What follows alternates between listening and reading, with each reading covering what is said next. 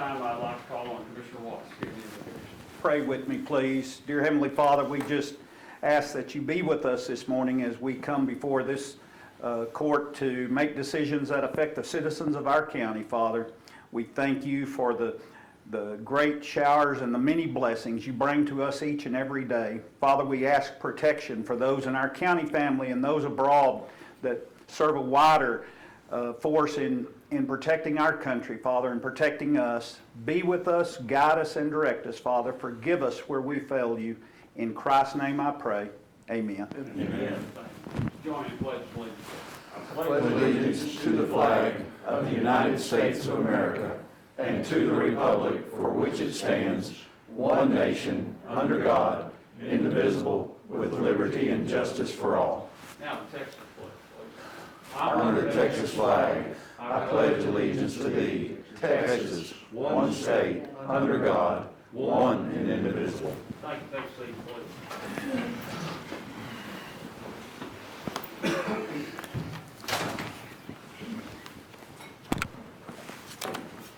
This time I'd like to take some time to make a couple of recognitions. And first of all, to start, Ms. Patterson, would you come up front, please?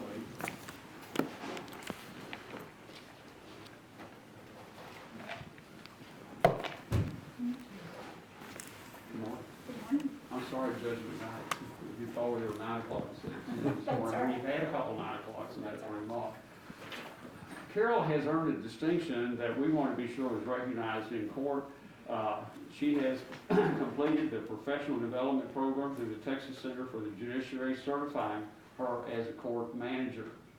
So y'all gonna need to salute when you walk in the courtroom. I mean, I know from what Judge McKnight told me, and that took a lot of effort on your part and all. It was actually 5 different courses through the Texas Center, and then the Texas Association for Court Administrators finished it up.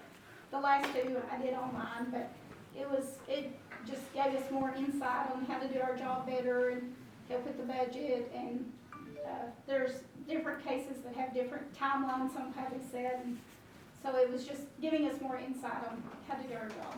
Well, I think it's just great. We'll look forward. You brought to us, when you came to us, you brought us a wealth of experience from your previous county employment in another county and all. And you, as I've seen, and especially we worked in the Odyssey, you've been a contributor. You're always one to say we're going to get it done somehow. So we appreciate that and appreciate the efforts you made in that. Thank you. All right, thank you. Thank you.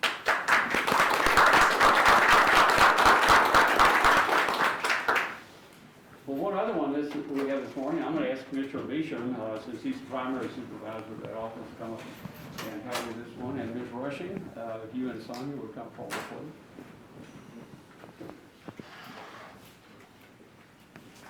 Wow, I can't think of anyone in Wichita County that is more deserving of this Employee of the Month award than Sonia.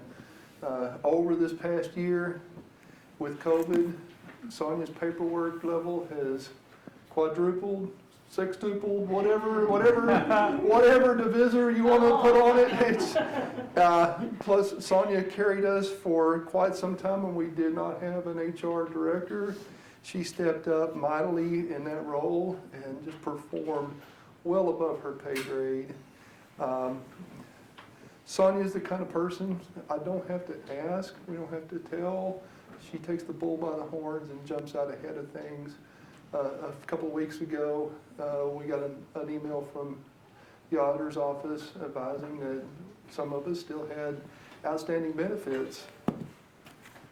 Sonia took it upon herself to call the top people that were on that list by employee number.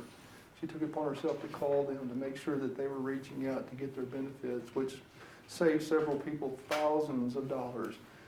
So no one asked her to do that. No one prompted her to do that. She took that upon herself. So with that, I can't thank you enough and can't praise you enough for the work you've done this year. Thank you, Sonia.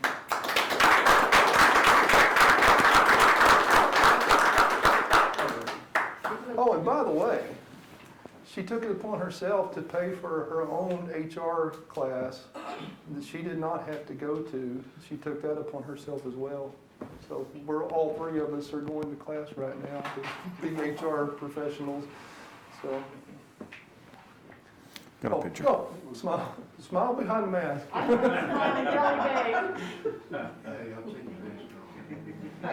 you drop them just a second? Yeah. So we can at least see the rest of your face. So we'll know who you are. Yeah, that's scary. Thank you. Thank you, sir.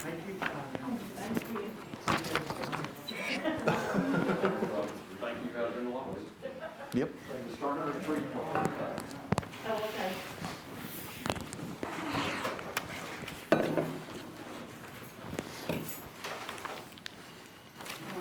Go down to part of the agenda, and I'd ask for public comments, K10. Anyone in the audience wish to speak? Okay, we can move on, and K10 also. And now we're down to consent agenda. Can I ask, I'm sorry, was there anyone on the phone that wished to speak during the public comment section? Okay. We'll move on. Consent agenda. Any questions or items for clarification or be pulled down? Judge, I had a question on 16, and we don't have to pull it down, but Mark, the Amendment 3, is this order for the payment of this amount for the Amendment 3? Or is it just a portion of it? Where are we at? 16, I'm sorry.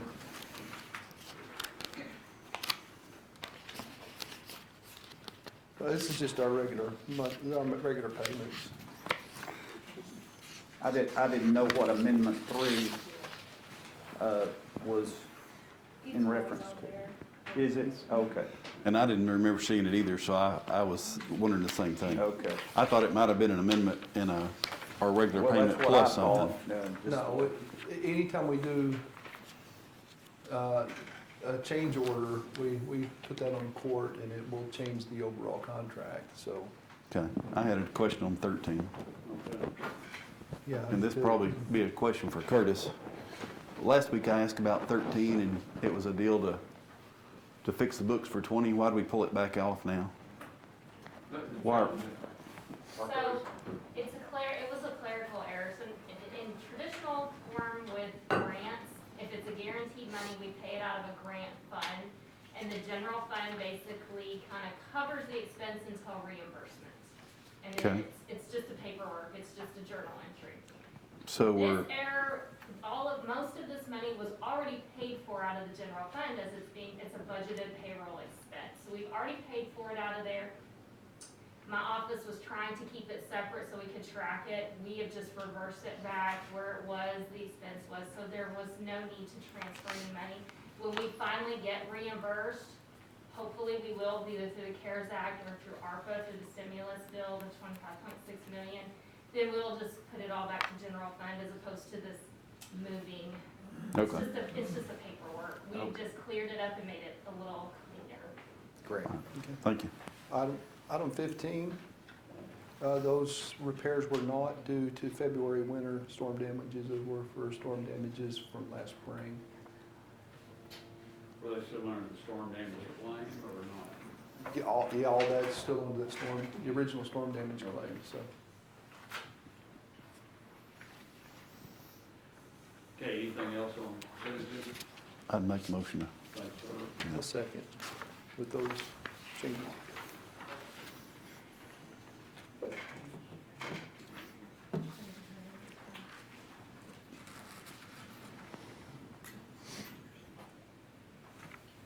Motion by Commissioner Finnegan, second by Commissioner Beecham.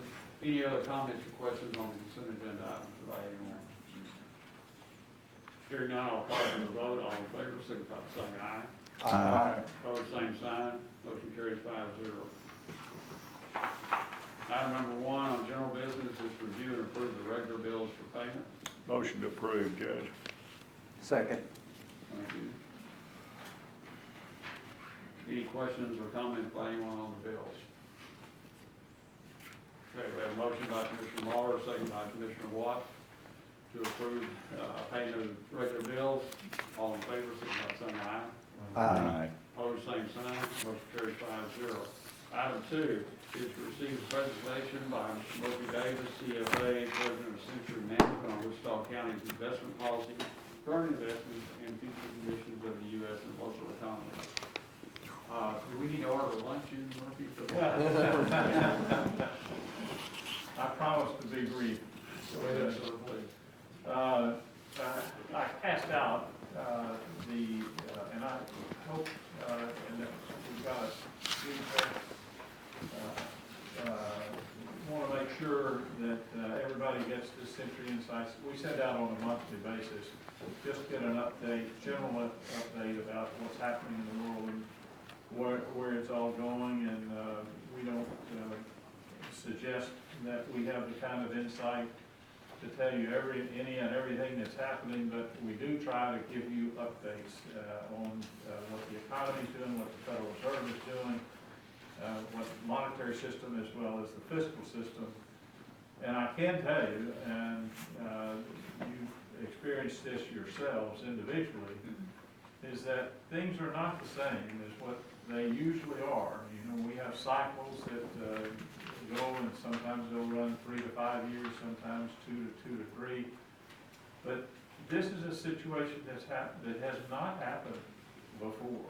But anyone that's alive, even if you're back in the 1990s, back in that period, there are some things that are going on now that just have never happened before. And we're all learning. We're all, and thank goodness for the advent of the computers and all of what the computers can do, in that now then we're finding that on a national basis and a worldwide basis, that we're seeing work from home, we're seeing computer connections. I now walk around, not in this bag, but in the one that's at the office. We have more virtual meetings than we have actual meetings now. It's the craziest thing that any of us have ever been through. And we from that perspective, and what the overall conditions are, is that we're having historically low interest rates. Bob's not holding out on you and not getting you the rates that's out there, but on CDs and Fed funds and all the monetary instruments that are out there, they are in that 8, 10, 15 basis points. You think, well, that's nothing. Why would we do that? Well, we still want to earn some money on the county's excess accounts that are out there. But from the perspective of what we see in the market, and what in all of our communications that we have in all the other states of the union, we don't see this thing ending anytime soon. We're more in the situation, or we're more in the agreement with the Federal Reserve President and our chairman, and his point that we will be here at least, and there was a unanimous vote by the Federal Reserve Board, and of course they set monetary policy for the United States. And one of the things that they were saying is that not only this year, but next year, we're going to see the same things for the base rate. That doesn't mean the 10-year can't go to 180, and it's currently in that 155 or so range now. And we're talking about 10 years being at 150, and it's been down into that 70 basis points. So it was even worse. But the point that he was making, and he tried to repeat it again several times just for people that were disbelievers of that it's as serious as what it is, they would welcome that 2%, which is the real rate of return, real inflation rate of return that the Federal Reserve wants to always get at least a 2% to incentivization to keep the economy rolling. They don't want it to get to stagnant range. So that 2%, however, has not been hit in 2 to 3 years. Well, it's just once near about 18 months ago. But they were saying, even though that's their goal to have money growing at that 2%, to just keep things rolling, that even if they get to that 2%, and that 2% was there for 4 or 5 months, that would not change their opinion. They would still want to sit and make sure that we have a good, economically viable economy, as we are still the core currency of the entire world.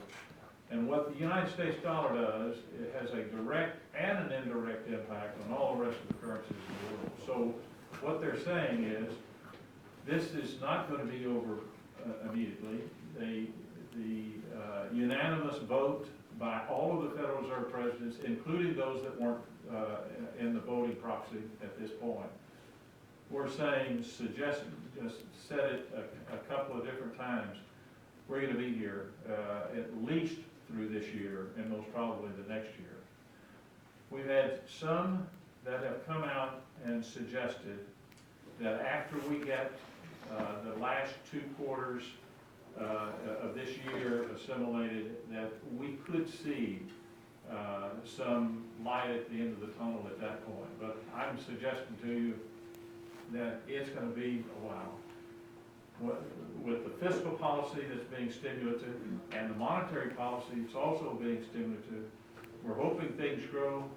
And I know this sounds crazy coming from just about anybody, but we're hoping we get some inflation. The negative deflation doesn't work good for anybody. The Germans have already been at a negative rate for now almost a year, and that they are the primary economy that drives the European central bank or countries. And while they've been there, we asked the question has to be asked, well, if the United States is the core currency of the world, and we go to negative rates, what does that mean for the rest of the world? Instead of being down 25 or 30 basis points negative rates, the D-mark is, it would be down 125, 130 basis points. So we are hopeful that we get back, and we are supportive of what the Federal Reserve is saying, is suggesting, and that is, even if we get to the 2%, and we get a little above the 2%, we're going to let it just continue to inflate at a point where it becomes economically healthy for the U.S. again. So we're going through some things, as I mentioned earlier, that none of us in this room have ever been through before. And Bob's not holding out on you as far as the rates are concerned. They're just not the interest rates for that 5-year, 2-year, 90-day type paper is in the 25, 10, 15 basis points level and 5 basis points. And we think it's going to be a while, and it doesn't have anything to do with the program itself, the investment program itself, but it does have something to do with the worldwide community. So we would also welcome the inflation. We would like for it to grow at some point in here when it's right. And yes, we might have, in the last half of this year, we might have some growth, and you'd see some rate movement because of that. Hopefully, the 10-year maybe gets up into that 1.75 to 2% range. And I can't believe I'm even saying that. And we serve as the financial advisor not only for the county but also for the school district. And our school district sold 30-year bonds with an average rate of 2.15%. 30-year bonds. And that is fantastic if you're issuing bonds. But if you're looking at it from the country's perspective, that just shows you how desperate rates are in this particular environment. So I wish I could say something a little bit more positive to everyone here, but I'm suggesting that what we've had in the past, we're gonna have a little bit more of in the future. It's gonna be somewhere in and around this level. And hopefully, we will get to a point where we start having some inflation that is healthy inflation for us to have. And then, and only then, is when we would start seeing the rates where they could start moving up. But I'm suggesting I could be here next year, and I hope that I'm as wrong as the day is bright outside today, and that everything starts going up. If it starts going up, the portfolio you have is very, very accommodative to that, and you'll participate in that. But I'm suggesting that it looks to us like it's going to continue to be at these kind of levels, or in and around these levels. You can see 2% on the 10-year, and you think about if we even said anything about a 2% 10-year when here about 2 years ago. But if we get that kind of level, let's don't go crazy on the long-term investments. Let's still keep them shorter term, which this county always does. You have a very, very liquid portfolio. It's fantastic, and it should be that way.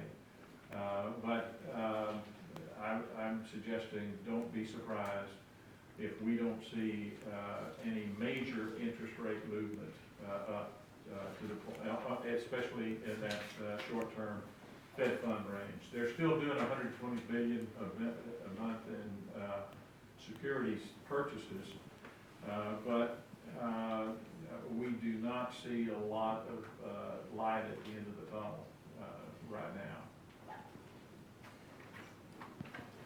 I'd be happy to take any questions. Murphy, I've got a question, a couple of them actually.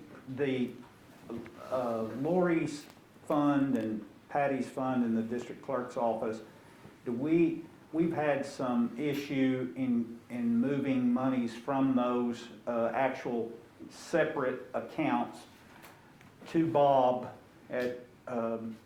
for some period of time, and the balances have grown, waiting for that to happen. Do we individually collateralize, or the bank collateralize for across the board? It's not by account? Yeah, and I'm speaking for Bob here, and I'll let him do his own speaking, but yes, by the rules and statutes of the state of Texas, all of them have to be, whether it's $10 million or $1 million, they should be collateralized, either to the FDIC coverage, and then like on the CDs, you have 250 at this bank, 250 at this bank, 250 at this bank, so that it is all insured coverage. Or it is a treasury or an agency that is part of the government. So when Ginnie Mae, Fannie Mae, Freddie Mac, and all of those, when you buy a security, and that security is let's say a Fannie Mae, it has the United States government agency is behind that, insures it 100. It doesn't matter whether it's $10 million or $500,000.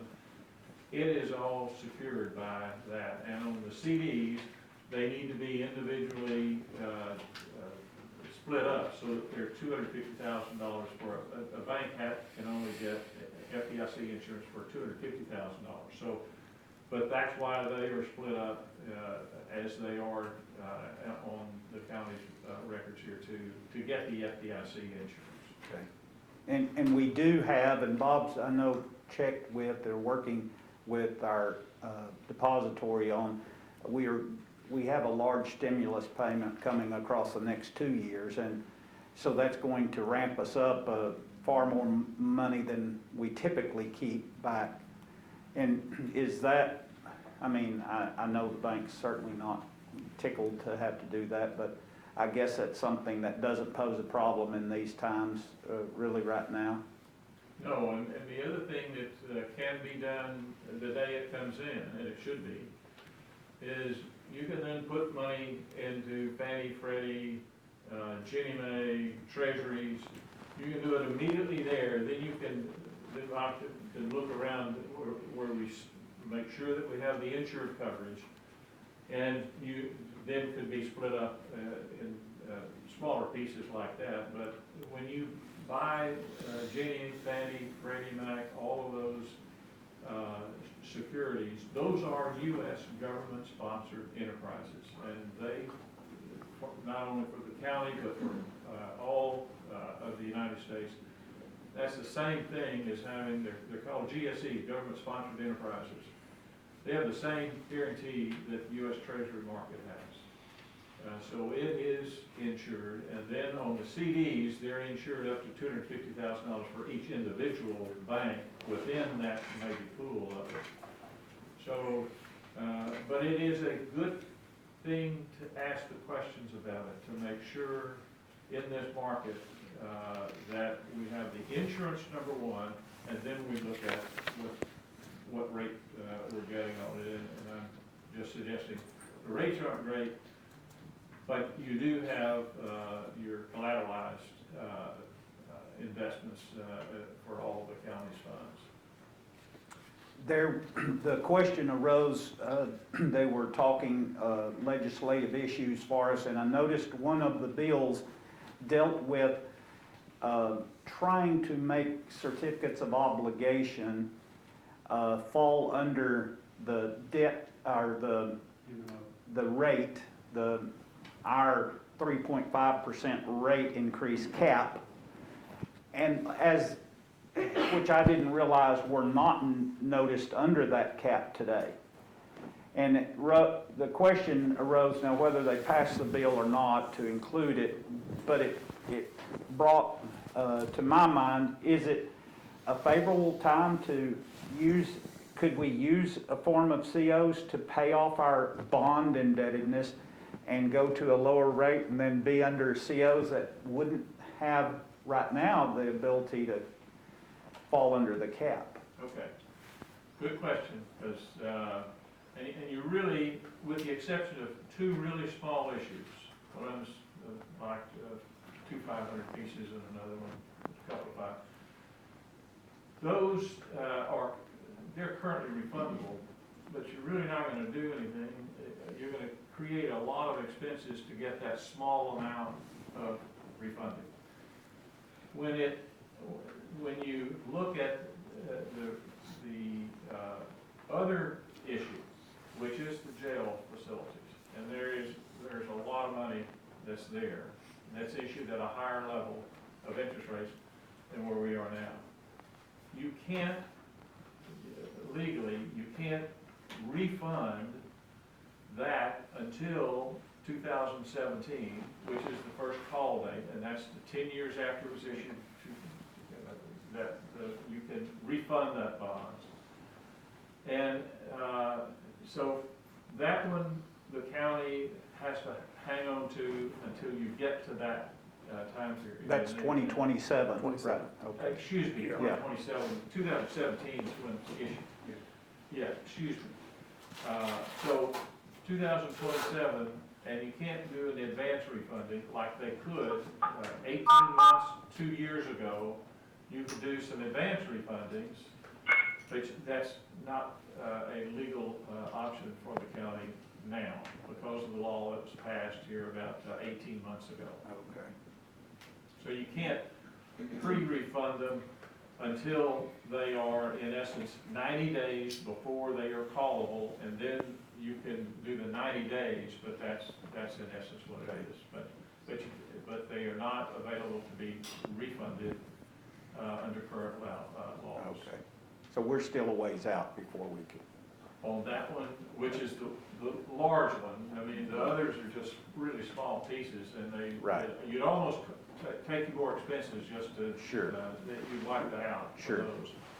But the big one can't be done, and by the way, that 10-year call is the same 10-year call that's on all of Texas, Oklahoma, all of them are all at a 10-year call and it goes in. So that was not a market play as much as, here's what we can do, we can put a call date on them in 10 years, and then after 10 years, you can call those bonds back in.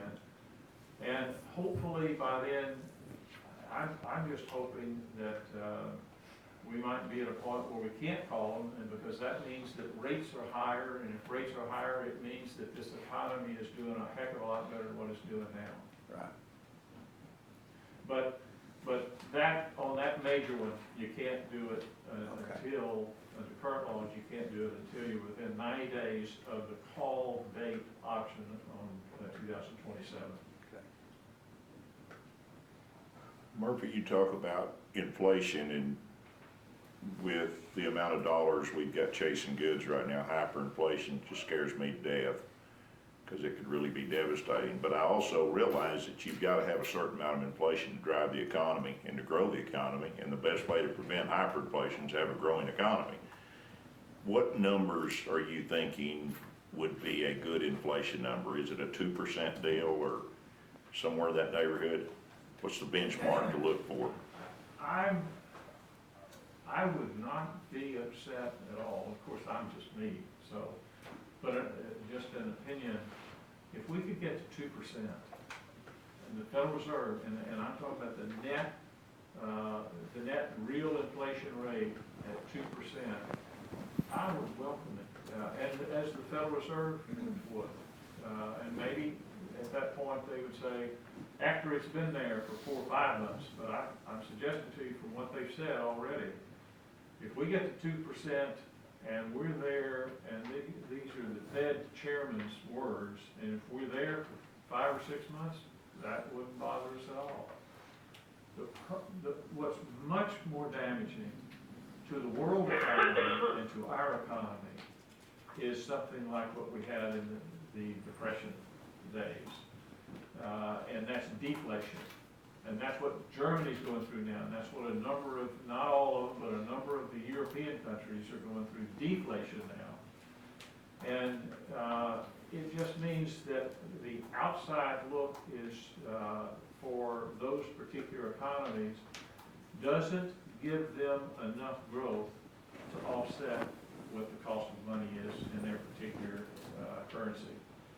And once that happens, it is, well, we know what happened in the 30s, from the 29 to around 34, 35, in that range. So we would suggest that in this kind of economy, where the rates are, we would also welcome that 2%. Even if it gets to 2.5, and it stays at 2.25 to 2.5, that means you still have, on an absolute basis, you have a higher rate than what the inflation rate is, just because it would incentivize the economic activity. So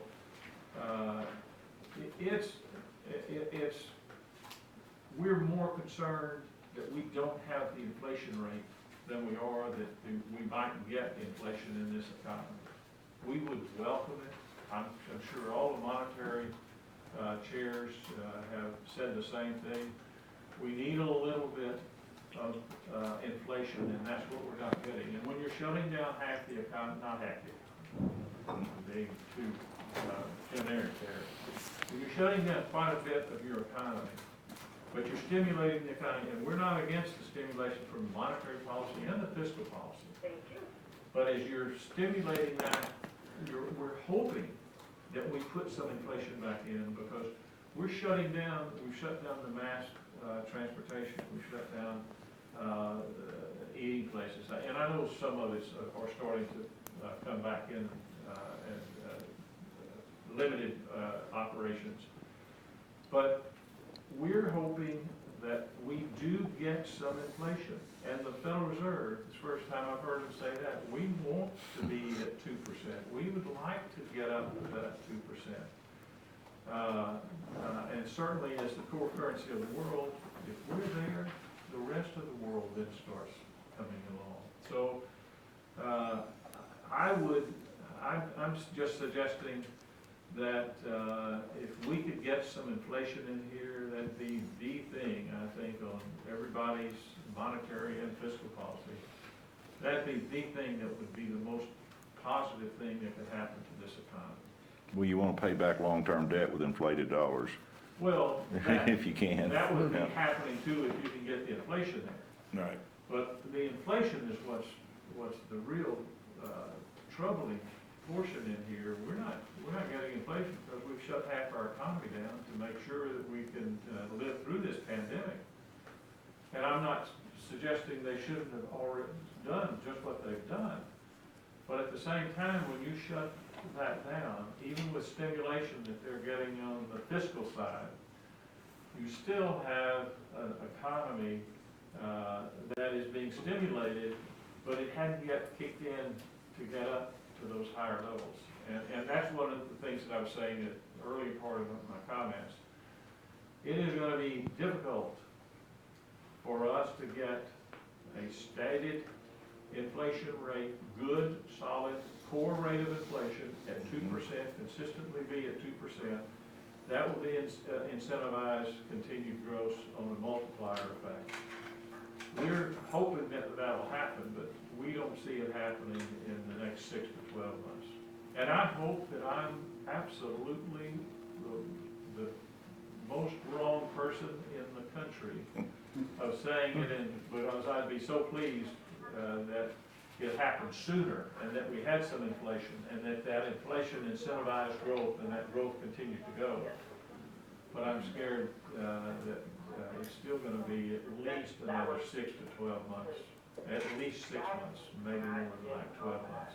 But we feel the hit because we're seeing some inflation in some places that we deal with on a day-to-day basis and some of the whole goods and stuff.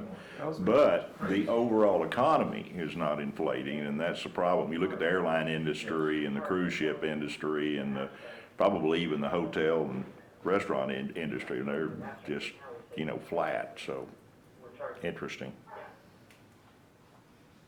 Crazy world. Yes, it is.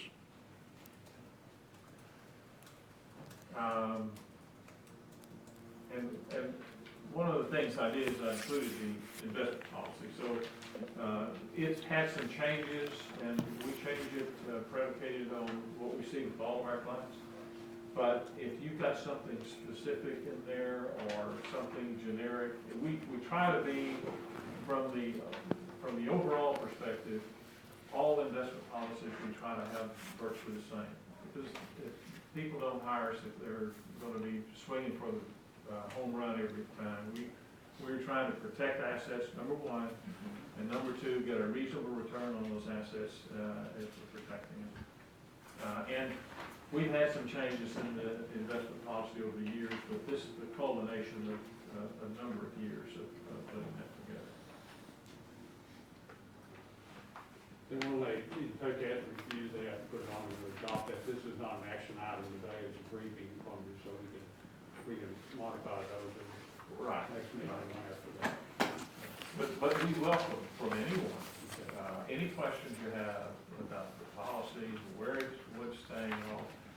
We try to keep it within the confines of the government, what they're saying you must do as a public entity. That is impacted here, and that we always keep that in mind as to what's legal and what is not legal. And that's with our private bankers, or individuals, investors, as well as the public. Very good. Mr. Hampton, anything else? Well, I would like to say, one of the real blessings that I had when elected 18 years ago was the fact that I inherited Murphy Davis. Murphy is a certified financial analyst, that's a CFA, and that's on the same equivalent as a PhD in my mind. I know we probably have some doctors listening in and they're going to file suit on me, but that it is a very hard to get set of initials at the end of your name, and they are only awarded men that are past several absolute tough exams. He's always been available. I have probably made a habit of dropping by, usually unannounced, twice a month since then. And he's always been available and gives me sage advice. One of the other blessings, of course, I have is Major Willie Wall, United States Air Force, retired with the Navy Cross. I just awarded to him. And working here as long as he does, he deserves the Navy Cross, which I think is the prettiest medal we got. But anyway, and certainly Karen Providence. But we deal with these numbers every day, Commissioner Watts, and collateralization is certainly top priority, and we're fortunate enough, our bank, American National, meets us more than halfway all the time, and Roy has always been spot on making sure that our collateral is up to speed on that. And so we're looking forward to pulling those funds in from the different clerks. But that's just one of the setbacks that we have when we change software. Now, people that are listening in here, and I'm listening to Mr. Davis, and I'm the key word is that you've got to get involved. I mean, we just spin ourselves as several news commentators worse than drunken sailors and/or drunken Marines. We're in serious debt problems, and we've got to maintain this. So you've got to get in the habit of not only writing, but finding the address, and even learning the name of your congressman. And start writing these people and letting them know how you feel. We now have a bill probably going to be presented doubling the capital funds interest rate, and you talk about some sad times. If that passes, that will go back on our 457s, your IRAs, all of your different retirement fundings. So we have a real, right now, to be real honest with you, we've got a tiger by the ears, and it's only going to get better if everybody gets involved. And I think it's going to get a lot worse because I just came from a treasurer's conference, and we had a treasurer that their internet was compromised, and they transferred out $500,000, and it is just lost. So that's the reason why I'm reluctant. I know this is a changing world, and I hear that every day from Karen. You got to change with the times. Paper checks, you know, that's hard to steal, and these ACHs and these wires, man, that's tough stuff. But here again, I just salute smartly, but Murphy Davis is a real asset, and people listening in here, they need to know that their county monies, their county tax dollars are well looked after. The three things that they expect from me and anybody like me is the fact that, first of all, security is the number one thing. The next thing is liquidity, and the last deal is yield. So that's something from the Public Funds Investment Act, and we're not out here freelancing. We have a set of rules, and thank heavens for guys like Murphy Davis. Anything else on that? Good. Ask some of you that are not social distance, take your masks off and please back where they belong.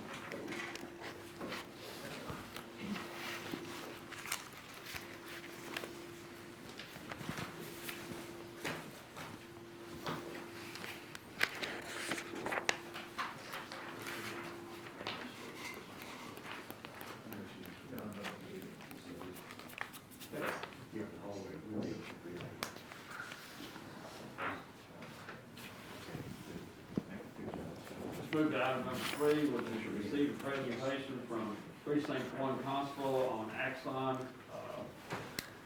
equipment and trial, Axon equipment trial, and consider and/or take action to authorize the constable and maintain said equipment. sir. Here.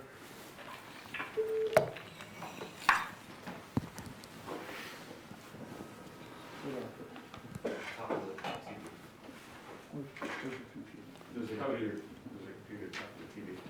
top of the TV. This is it right here? Yeah.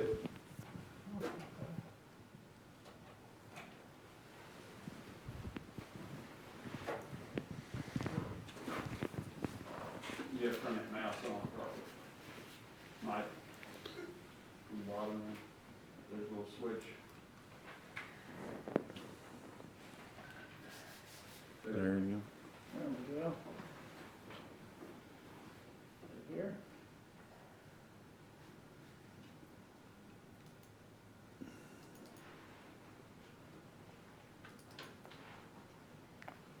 Got 3 of them open. You're like me, you're impatient. Yeah. Want to work around the first click. Yeah. And then wonder why it runs slow. Well, this didn't do this over at my place. Let's see, there it is. Okay,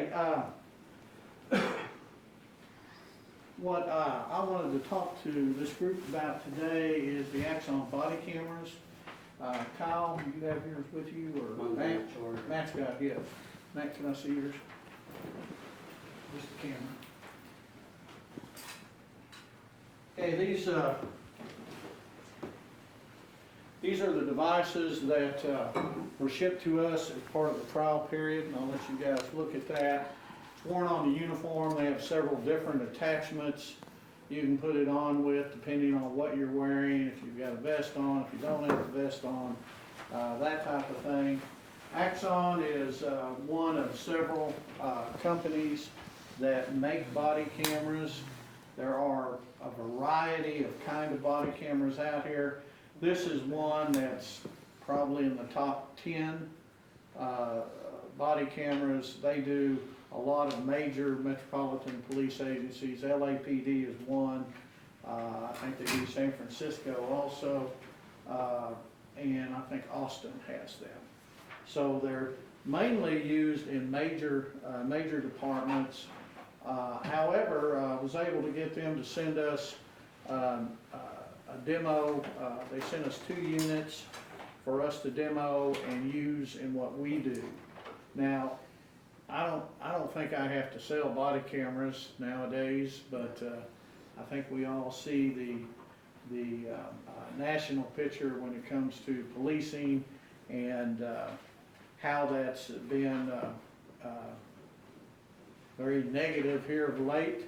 A lot of incidents happening across the United States, and it is my feeling and my belief that we should be, as an agency and as a county, we should be as transparent as humanly possible to show what we're doing, because again, we serve the citizens, we don't rule them.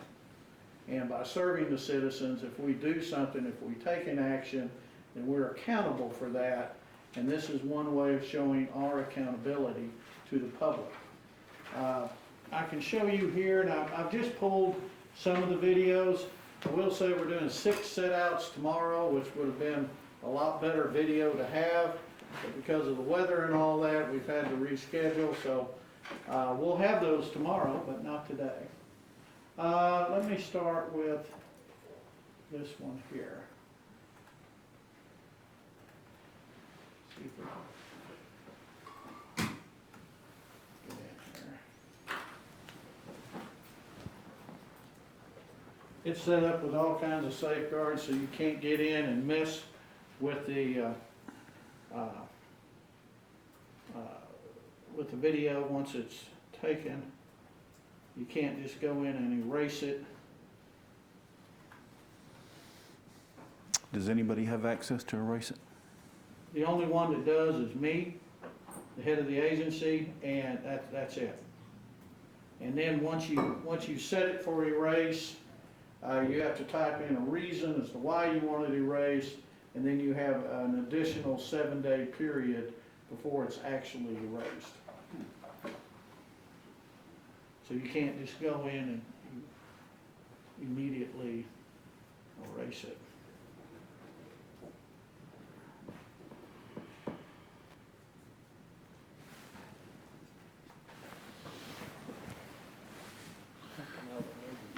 Is it completely waterproof?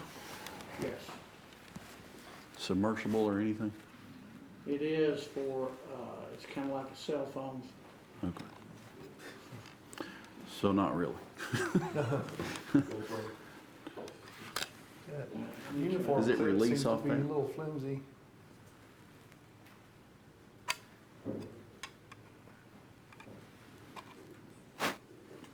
Does it stay on all the time when you? So the way it works, well, now it's being silly. Or do you record by event or? So the way it works when you're going to a, like you're going to an event, like you're gonna go out and serve papers.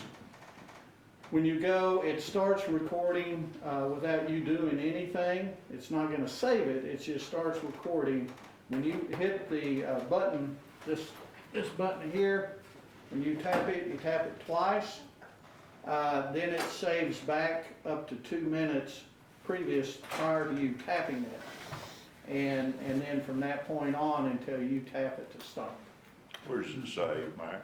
It's saved to the Axon, they have their own cloud bank, which is, and I was talking with the attorney about that. It may, actually it's an issue, I think, with this particular provider in that they keep all the videos, it's on their server, and if we were to cancel our contract with them, then at that point they would own the video. We'd have to purchase it back if we wanted it. And that's a That's a huge deal. Yeah. It could be, I mean, for us, you know what, there's, I've got 2 deputies.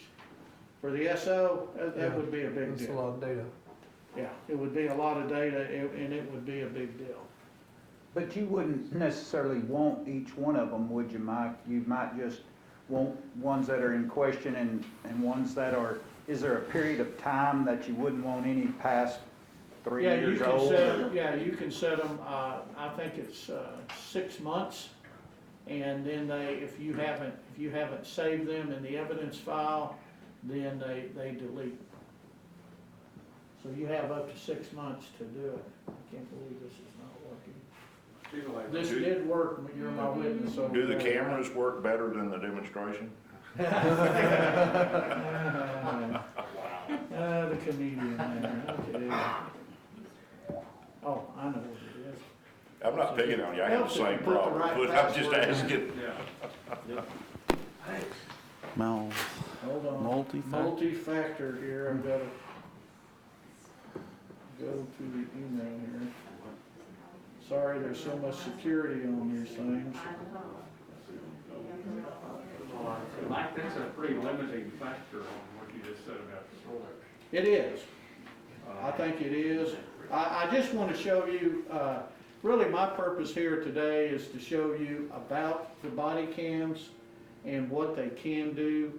I think as far as who the county ultimately picks, I think there may be some better candidates out there than this particular provider.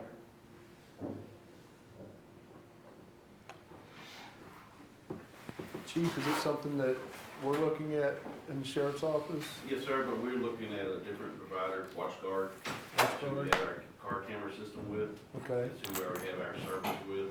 And it would download the same kind of way that the cars do Yes, when it you would. get You come on in. site at the LEC, it would We're actually automatically. gonna present that in our budget this afternoon at 1:30. And Will, is that, you would be like the judge here on the time, or a 6-month video hadn't been called into question, it can be taken off the server, or? I don't have all those details, Chief McFerrin's been working on all that. Okay. So he will present that this afternoon. It seems to me it'd be a little bit longer than that, just for statute of limitations on some, Yeah. I mean, you'd have to keep it for I'd say 2 years or more. Some things you may need to keep it in. Indefinitely. Well, I mean, if there's been something filed or claimed before that 2 years, I'd Let say, me but give you an example. This is, you're not gonna, now this is where the deputy has not pushed his button to start the recording yet. So this is, it's recording prior to him doing that, which, you know, depending on what situation you're in, can be very valuable information.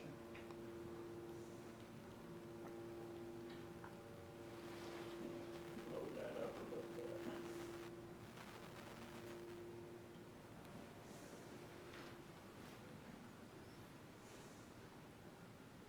But I guess my question more is about the person you see running towards the car, your alarm level is heightened, you push the button and you find out he stops and says, "Sir, I've lost my dog, he's run out. Did you notice as you're coming down the street, the dog?" That video can be discarded quickly, or when can that video be done away with? Kyle's gonna remember to get his button here in just a second. Right, Kyle? Yes.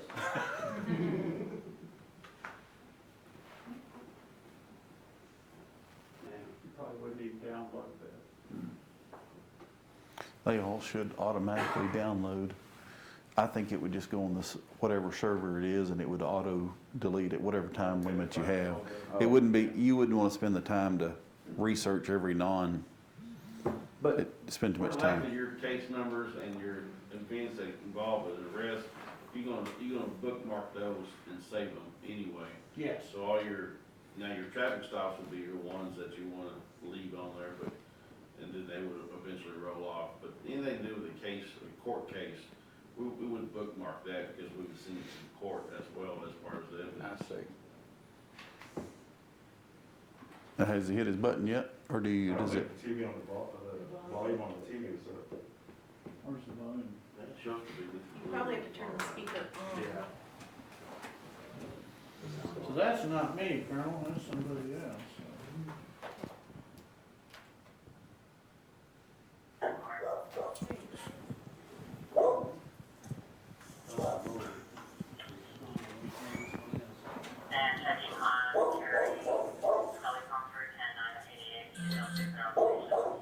So you hear that's reminding the officer that it's on.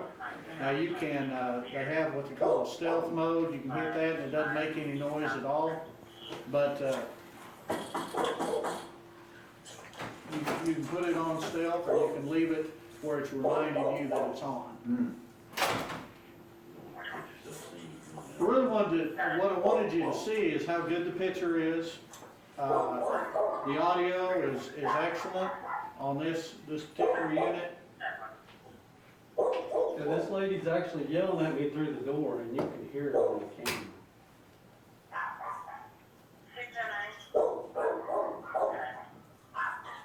Show me out of the jail annex.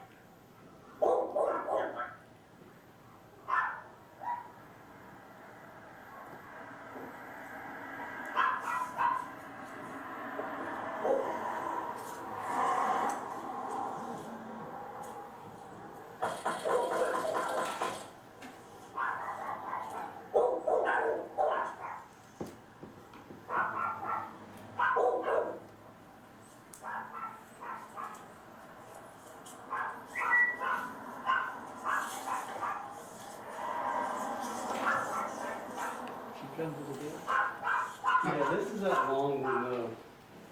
I mean, this was kind of a special case. I've known this lady. She has issues with law enforcement, so it took me a while to coax her out. She did come out eventually with the papers.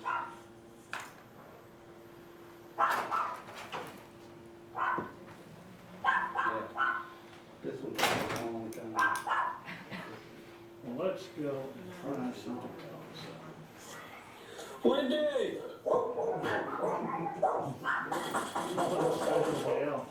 Wendy does eventually come out. Constable, that's kind of the essence of this, though, what you're saying. Yes. Here now.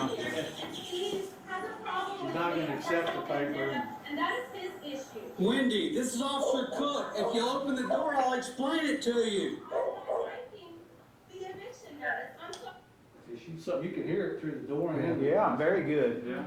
So, yeah, I just wanted to point that out to you guys, that that's really what these are for.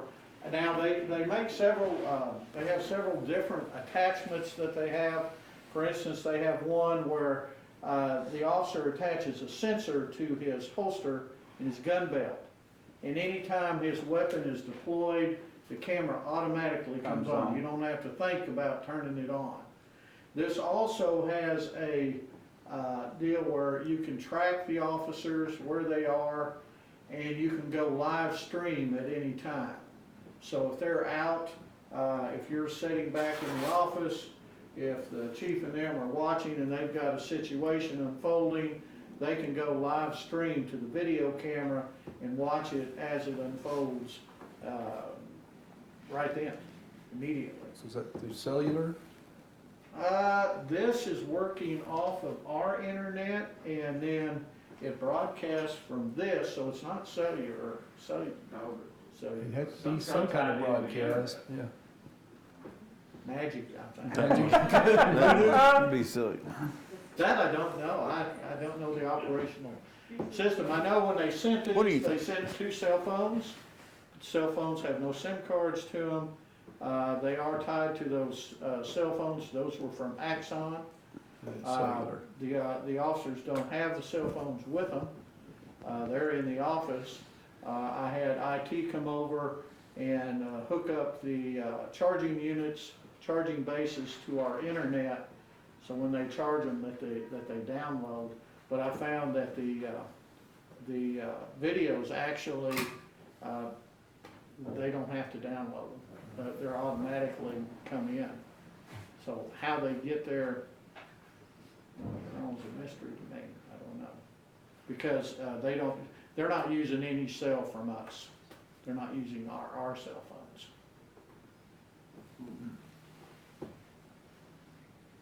What was the question, Commissioner? How does it transmit, go back live? It has to have some medium. It'd be You're talking cellular. about when we have, If, want to download the he video? said that.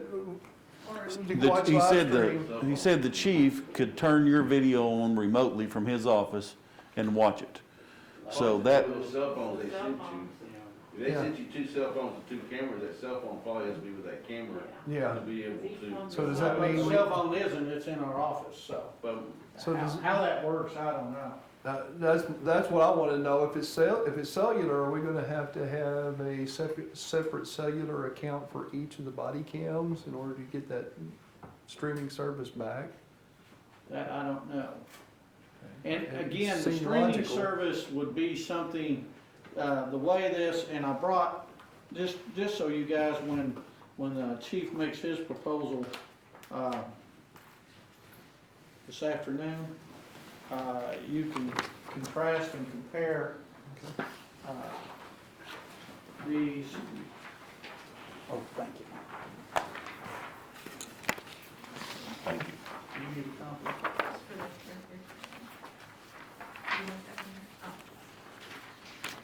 Is And it there are 2, you have, I'll call it the Cadillac version, that, well, it, really I guess the main difference between the 2 is after 4 years, Axon will come in and replace, update your equipment. They say there's no charge, but of course, if you look at the difference in pricing, you're paying that charge up front. And the yearly fee is also more expensive for that plan. But, I guess in defense of it, it's an all-in-one, issue. You don't have to, have the server space, with your IT and all of that. They handle all that. Of course, like we say, there's a problem if we cancel the contract in getting our videos.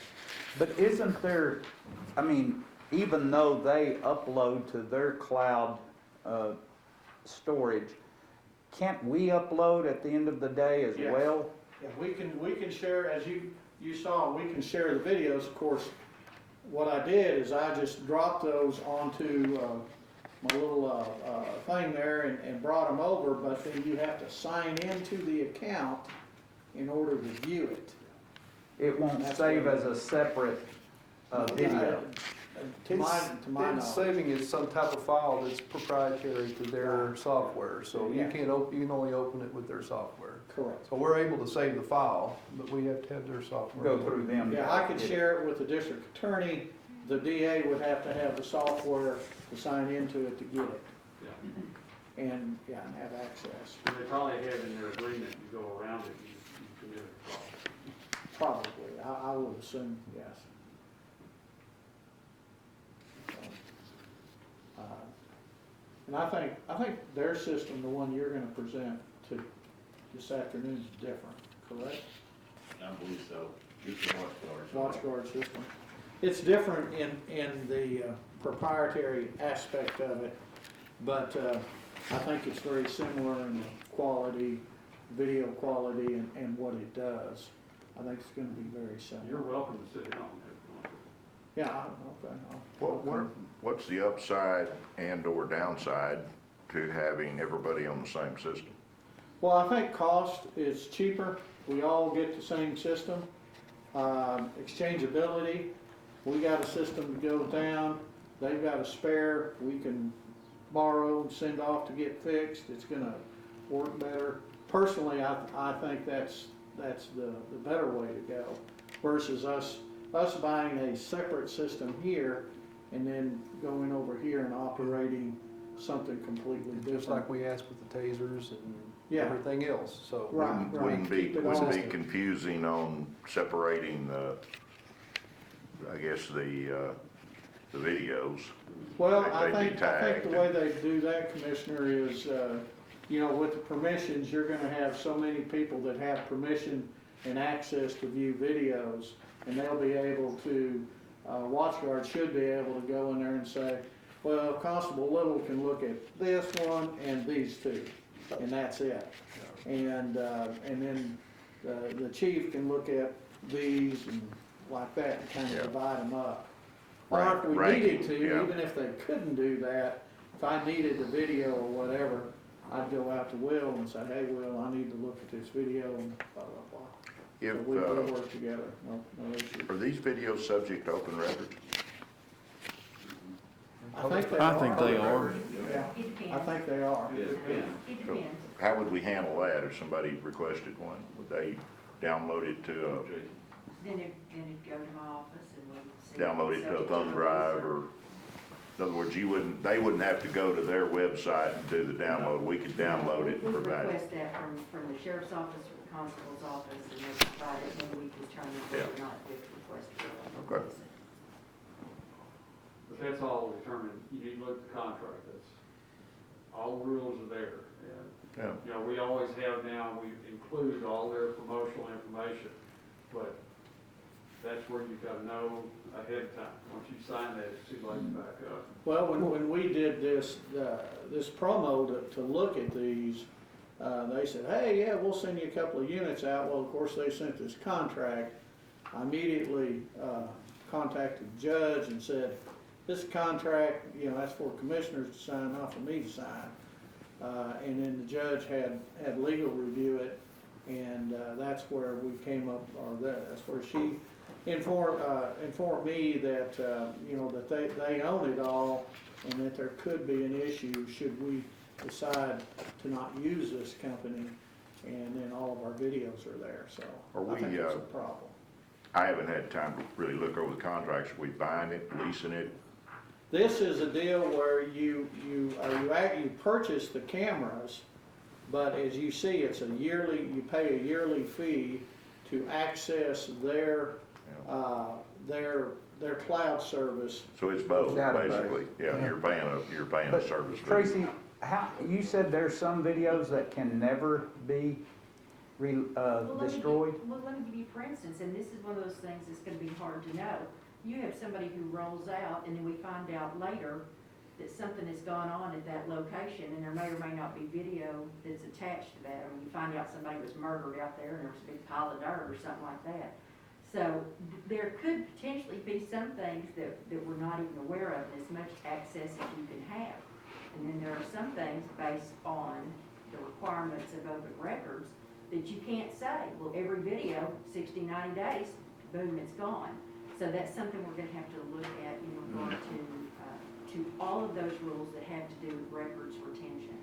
And unfortunately, they are not easy to discern, they're not easy to walk through. But the statute of limitations on misdemeanor and the statute of limitations on a murder, those are two completely different things. So that's of course something that we need to be aware of when we're working through this Well, process. and then we would develop a policy that the sheriff is gonna go by, and that, of course, we're gonna follow the Right. policy also. And everybody would work together on all that, but then again, it's also based not just on law enforcement, but the records retention. So it's gonna take some doing, but it's doable. Yes, sir. Judge, as a person that has worn this thing for the last 2 weeks, I can tell you on a personal level that it is, it puts you out there to do exactly what you're supposed to do. Not that, anybody's doing anything wrong, but if you do, it's gonna show it. So, I mean, I know that the budget and things y'all have to look at, but as a person that has worn this thing, I have really been I'm conscious of what I do in the first place, but you actually are like, man, somebody's over my eyes, somebody's over my shoulder. And we're trying to, develop a professional office, and this really keeps you on your toes.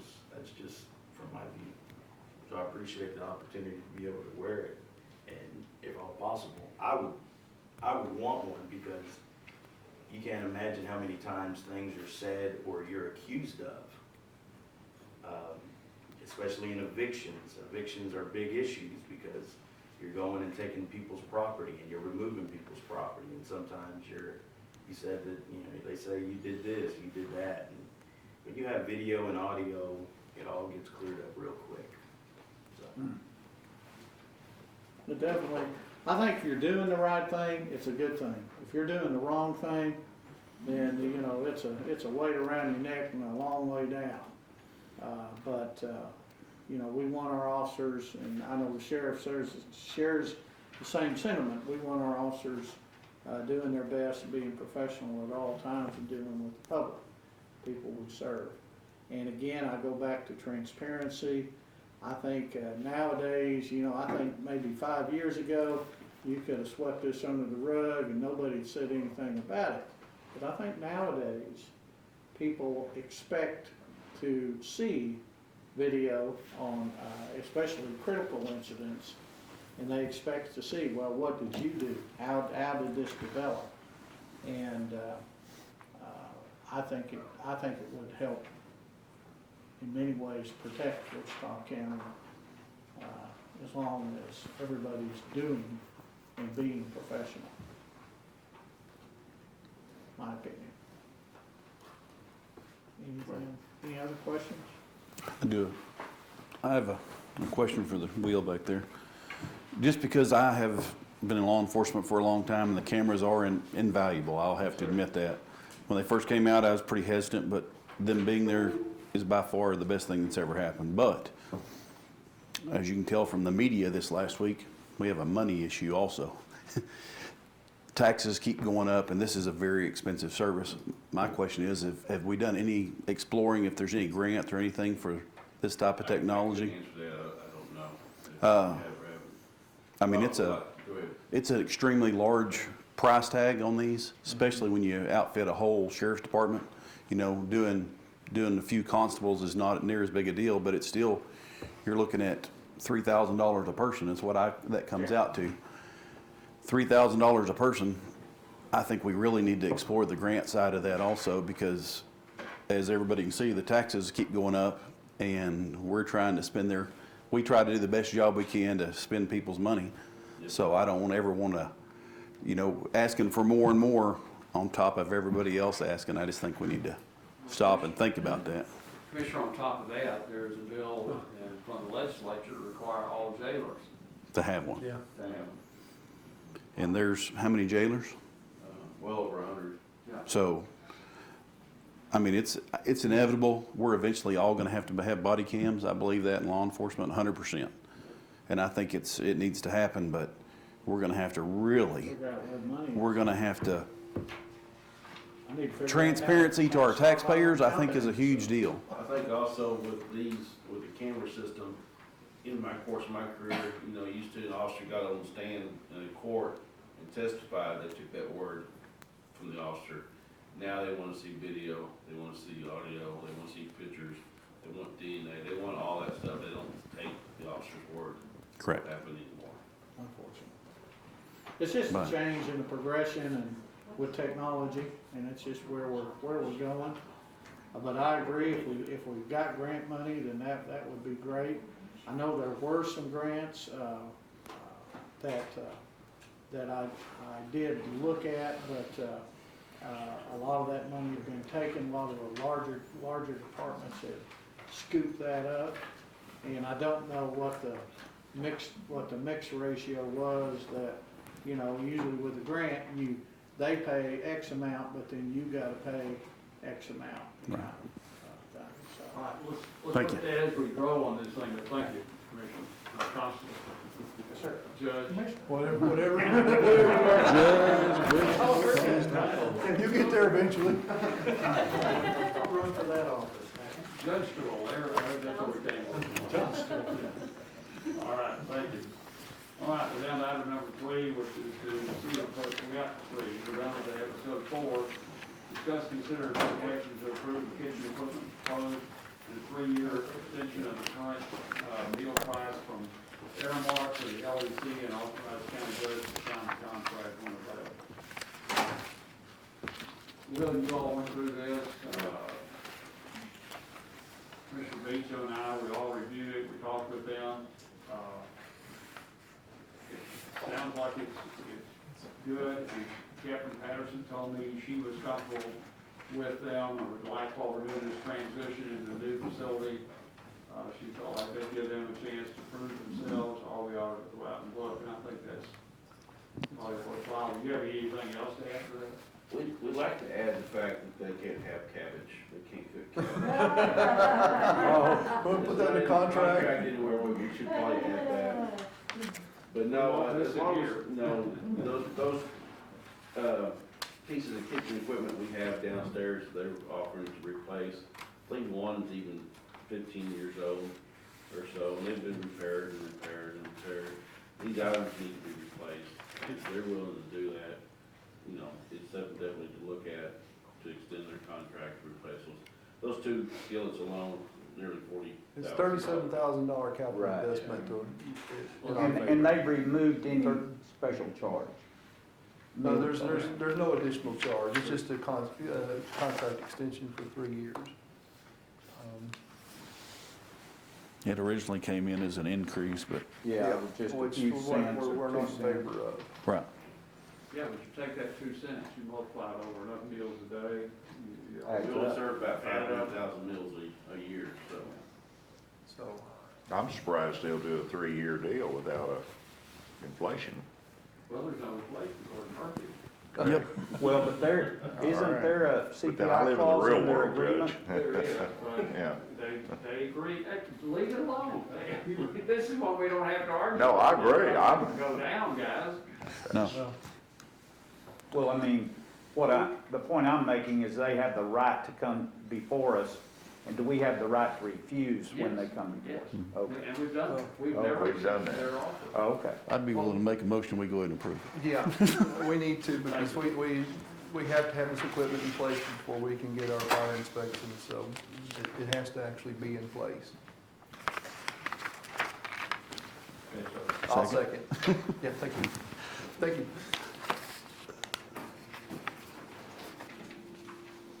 Okay, we have a motion by Commissioner Christian, and a second by Commissioner Beecham to approve the item as stated. Any other comments made on it? All in favor, signify by saying aye. Aye. Opposed, same sign, motion carries 5-0. Item number 5 is to discuss, consider, take action to approve, the interlocal agreement with the city of Wichita Falls in regards to placement of equipment at the law enforcement center. I'd like to add to that, if we're going to adopt this with adjustments to be approved by council and the county judge. Maybe that's to say that if they don't like a word here or now, but change the document significantly, then it's got to come back to court. Commissioner Beecham, you all right with it? Yeah, that'd be great. Yeah, they don't meet until May, so that they won't even be able to consider it the city until their next May meeting, so they'll be considered. Okay. Yes. It's another housekeeping issue. I'd make the motion that we approve. A Well, second. And the placement of equipment, what is that in essence? Some antennas, coax. I believe there's So some they- computer docking stations, maybe, I think, something like that. No. It's everything they need to access our, Odyssey program? our book-in system, et So cetera. they can go into our book-in facility and access their computers and their software, and I believe they're gonna put a printer there. But they're gonna have to tie back to our LEC to get access. They currently have this equipment in our jail facility here. In order to put it in at the LEC, they need to add additional equipment to get back to their system. Yeah, they'll be mounting some additional hardware on our tower and running it through Yeah, they the pipe have- chase. Yeah, they have a printer that they use. Well, there's gonna be some equipment, processors or switches, something they're putting in. In order to make it all work, Yeah. yes, there will be some switches so that they can route the signal from the antenna to the place it needs to be. Yeah, there'll be air gap between our system. They won't necessarily be direct into our system. Does that use the right terminology for once? Is that- You use the right All terminology. right. And Cody, is there something that then converts to utilize or lets their documentation flow into Odyssey? No. How does their documentation ever get into Odyssey? It doesn't, not through us, Currently, it does not. does not. It'll have to be entered separately. It's not the deal we hope for. Oh, okay. Okay.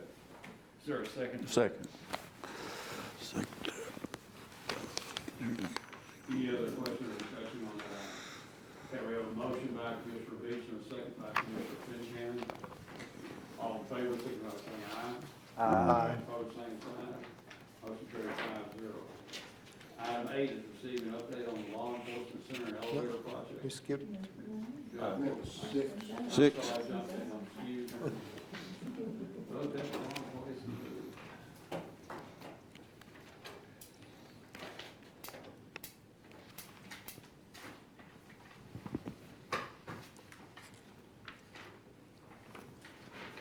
Okay, item number 6, discuss or take action to approve one of two quotes from CNI Electronics Incorporated for door access from system for the District Attorney Civil Division suite of offices to be paid from Permanent Improvement Fund. Commissioner Beecham? Yes, Judge. Mr. Gillespie called me a week or so ago asking that we move on this. That suite was originally supposed to have controlled access. We have never finished or completed putting that in. Got quotes from CNI, two different quotes for the access system itself and two different a quote for video system and be able to see who's actually at the door. On this first item, it is a quote for $2,825 and $25 for the equipment necessary to unlock the door remotely with audio. The $2,825 puts it into an entry access system that we'll use throughout the courthouse. And moving forward with our other plans, we've actually looked at doing that in our courtroom facility too. There's an option 2 as a standalone. It's a little bit cheaper, but it is standalone. It's $2,150 to do the standalone unit that will not be an integrated access system. Will this use the same key card that we currently use, or we're gonna now have a third key system? Tracy had asked that We use a keypad on hers, so we are going with the keypad. She felt that was easier for her to manage as opposed to a slide card.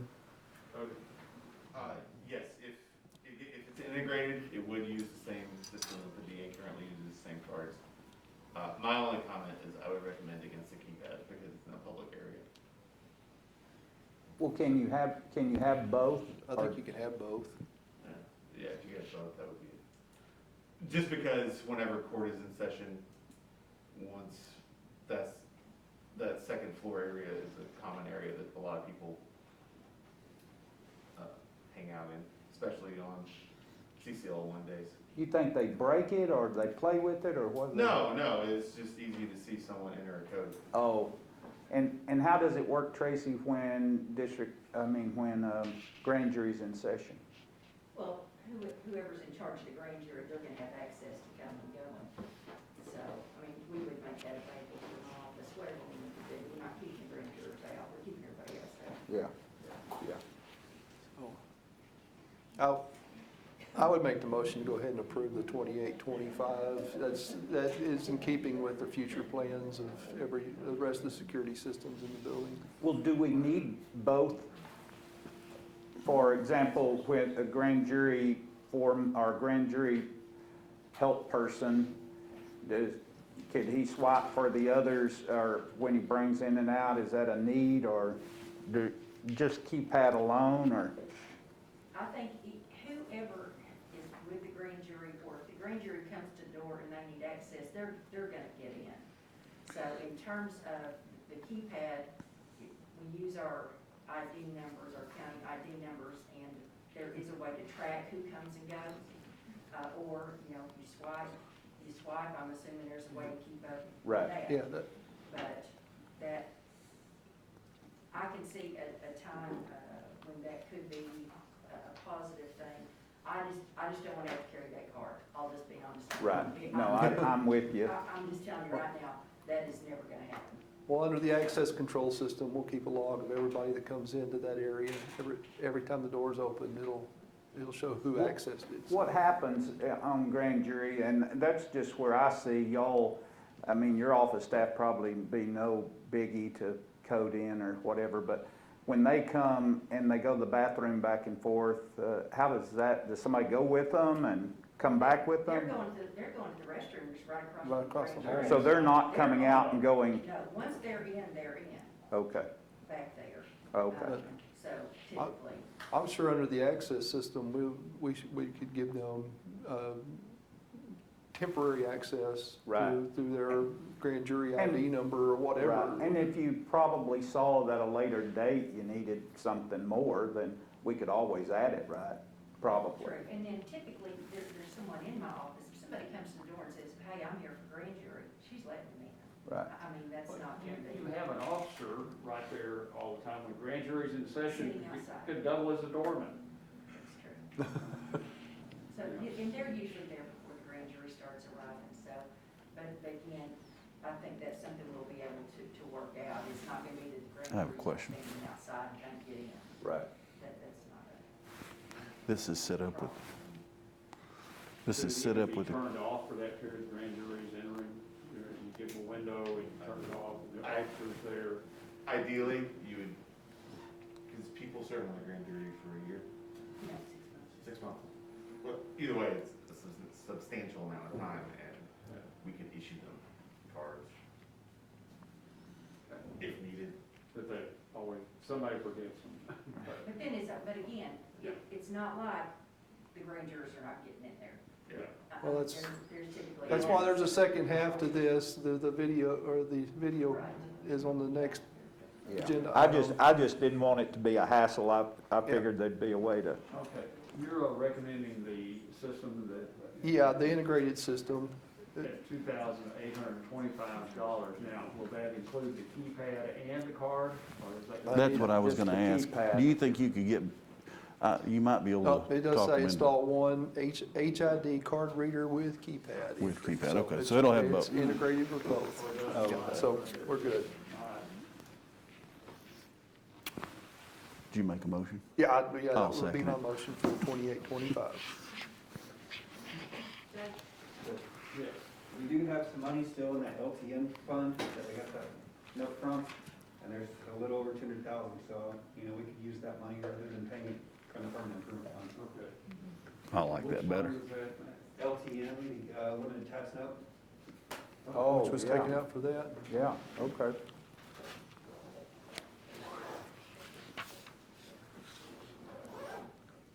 How much is it?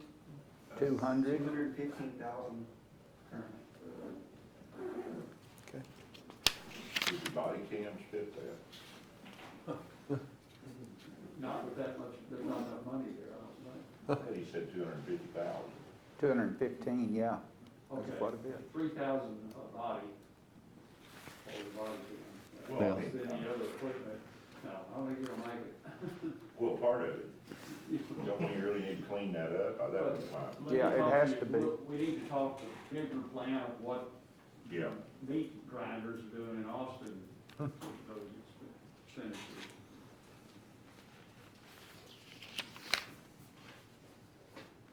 Okay.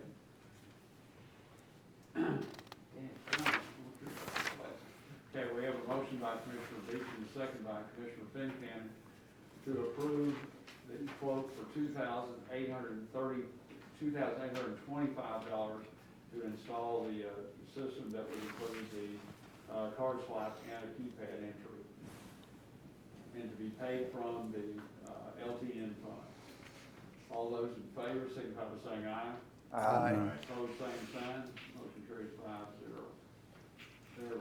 Okay, item number 7 is discuss, consider, take action to approve one of two quotes from CNI Electronics Incorporated for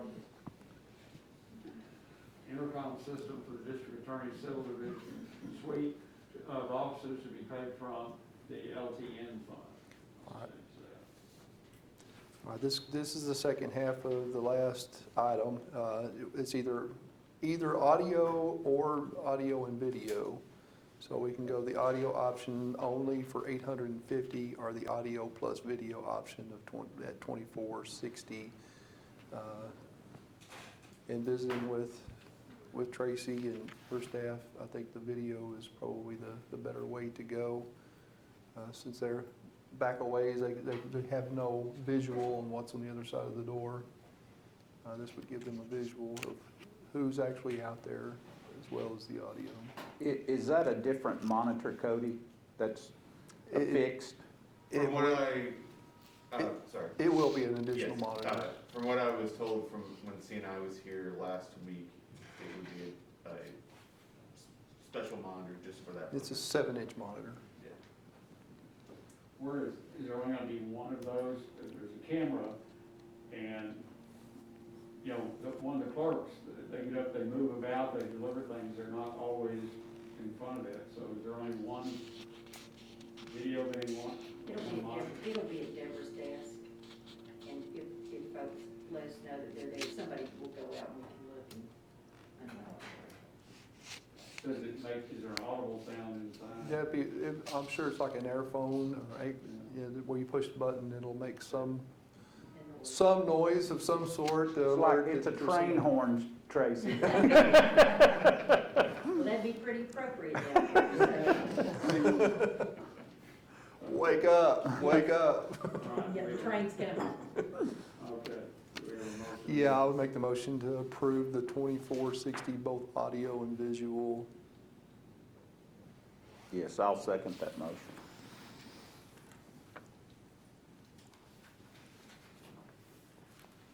Any other comments or questions from anyone? Okay, all in favor, signify by saying aye.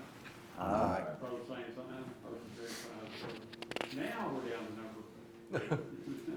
We received an update on the law enforcement center and elevator projects. Commissioner Beecham. We will start the preliminary smoke testing this week, which I can't wait. That's going to be interesting to see, set off the smoke bombs and watch it evacuate, and keep fingers crossed that everything works like it's supposed to.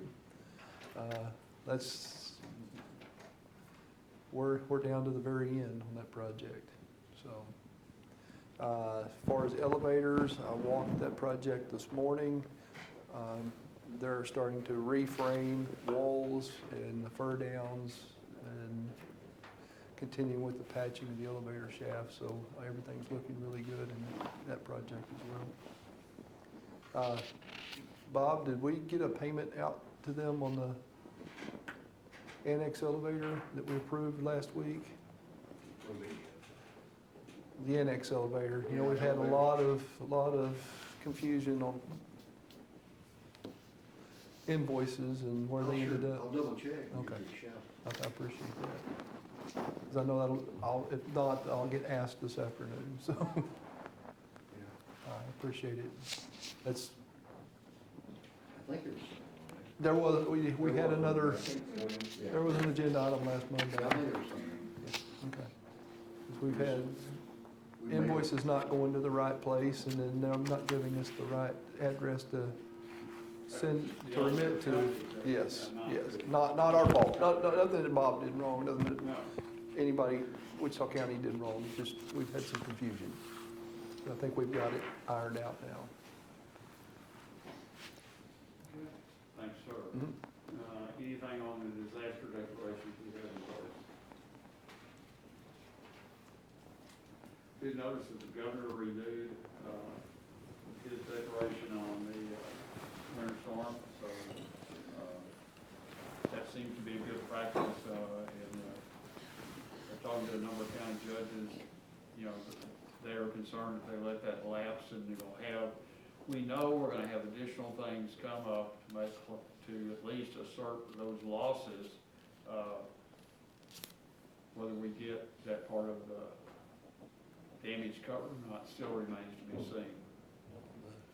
And when will we know, Judge? Like Lee spoke about, he knew that FEMA would cover the overtime pay or those hours, but other things are still up We in still, the air. it's only those kind of expenses. There's not anything on damages or, you know, that. But could that still change? That still can change. Okay. And as we submit more of those, make that, you know, look more revealing of the true amount of damage, there's a chance that could come on up. Okay. Anyone in the audience have anything? Yeah, I'd like to give an update on Drew Springer, or Senator Drew Springer. Mitch, go ahead and introduce yourself there, and so the record will get who you are too. So my name is Mitch Kipp. I work for Senator Drew Springer as his regional coordinator, and I serve Wichita, Archer, Young, Jack, Clan, Montague counties. So I want to give a little update. I sent y'all an email earlier with a more formal what he's been doing in detail. But some of his priorities this session is obviously reining in the power of the governor, stopping the defunding of the police departments, protecting the Second Amendment, making Texas a sanctuary state. He is actually sponsoring the constitutional carry bill for the Senate. I know it passed the House. He also co-authored the heartbeat bill, which passed. And they're also working on protecting religious liberties and election integrity. And I want to say thank you for coming down to the Capitol office. I know that they're not doing a ton of tours right now or some of the other things, so you can't go everywhere because of COVID regulations and stuff, but they're happy to have y'all come down there, and if y'all do, just give us a call and let us know, and they'd love to meet with y'all. So, if y'all have any questions or anything, I'd love to take them, so. No, we can't really have those, but I'll make my report, and I'd like you to say and listen to what I'll bring up as I make it, and carry that message back to him, while he's, you know, sponsored a number of things. I do have some things, but we'll do that. Absolutely. Anyone other than the Commissioners Court members have any questions, you all can ask him. We can't entertain that. Okay.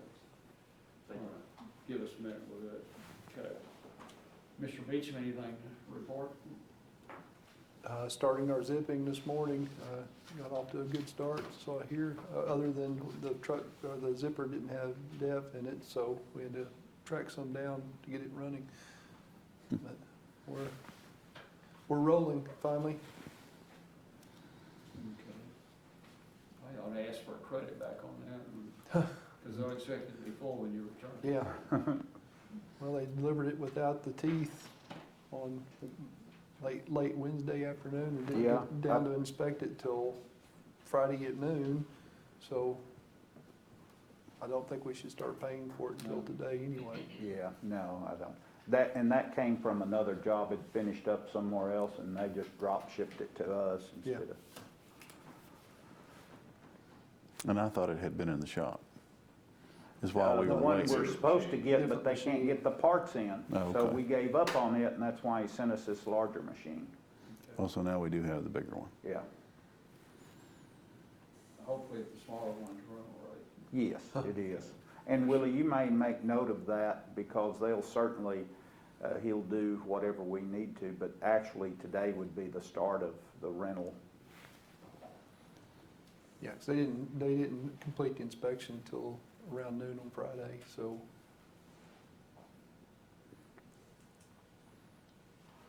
So hopefully, in a month's time, we'll know once Mark's mileage goes through. And Mark, if you'll kind of keep a mental note of that, as how quick we can get through your miles, we can do some math on it. Well, when I called this morning, they'd made two passes, two half-mile passes already by 9 o'clock, so I they're think we're moving gonna be fast. surprised Good, how quick good. we get everything told.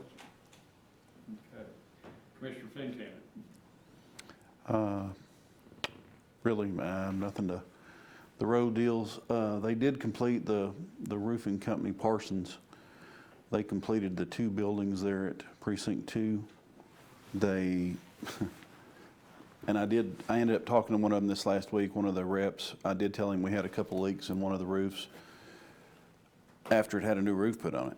But they weren't completely sealed up on all the edges. I don't know if that's part of it, but I did already express that. And I believe I was under the impression that one of my steep roofs was going to have that Duralast type roof on it. When I talked to him, he said they already had the Duralast completely done in Precinct 2, and that he thought mine was a metal roof. So there's some confusion on that, but I'll work it out with the Tomorrow at site man. 1:30, he's meeting me at Electra, so if we Okay. want to. But anyway, it looks like most of the roofing's being done in Precinct 2, so that's really all we have. Commissioner Mall. This is our budget week for commissioners, and I've been working on mine, and there's just a couple of things that come to light that we all need to be thinking about. Considering the fact that we had this discussion on inflation this morning, I think there's several areas we really need to look at. One of them that's got me really concerned, we've had 2 major vehicle repairs this year that are just about 3 or 4 times more than what I thought they would have been. And I think that's going to be the trend into this next year. I think any repairs are going to be expensive. Probably need to look at our fuel costs. We're going to have an increase per gallon. We're also using more fuel because we're running our own truck fleet now. So that's something to certainly think about, but I've just been going over some of those again this morning, We looking got at them. Further haul for a rock too. You further haul for a rock. So that's a couple areas we really need to look at. So that's, with the economy in the shape it's in right now, it's hard to look ahead a year and see where we're going to be. We just have to do the best we can do with the knowledge we've got and go ahead. But that's a couple areas that concern me. This part situation is getting Bad. really, really critical. And I've had a couple of shops tell me they're just almost afraid to take anything apart now that they don't have the part laying on the shelf because they can't get it. Right. And they said, we don't get our whole shop tied up with everything taken apart, we can't put it back together. Right. So just something to keep in the back of our minds as we move forward. These are gonna be some interesting times over the next, cause you gotta remember, this economy's been shut down for a year, and supplies are limited, and certain raw materials are limited, and we gotta get all that supply chain filled back in before we're gonna get close to being normal. Other than that, we did have our big ranch country Veterans Hog Hunt this last weekend. Went very well. We were very fortunate to dodge the severe weather, that bad one that came through and spawned some tornadoes, burning, and other places. I mean, it split us, and we never grounded the helicopters, just kept flying. So that was great. Killed a bunch of hogs. That's right now good. We're spending a lot of money in the state of Texas trying to control feral hogs, and we helped them some this weekend. Very successful, good food, good turnout, good crowds, and a lot of future sponsor interest. There are a lot of people really excited about it, and that is now a locally managed event with the folks from the Barrow Ranch kind of taking control of it. So that gives us a lot more input, and I think it makes it a better event, but it's still very popular, and it was pretty neat. I was up there Thursday evening, it's the first time I've ever been there for the arrival. And, boy, they flew them in with the helicopter escort, and the Knox County Sheriff's Department, game wardens, all ushered them in. It was quite an emotional experience for those guys to be greeted that way. So very successful, something good that we do in this part of the country. And other than that, just my own editorial deal here, it just breaks my heart to drive out through that big ranch country and see it literally littered with windmill generators. Yeah. We have ruined a beautiful part of Texas. That is so sad that we've allowed that to happen, but that's just my comments. Thank you, Judge.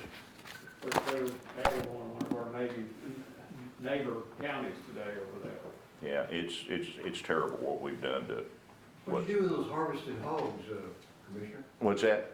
What happened to the harvested hogs? Well, I didn't go watch it, but they blew about 200 of them up with tannerite. I saw the video. I didn't go.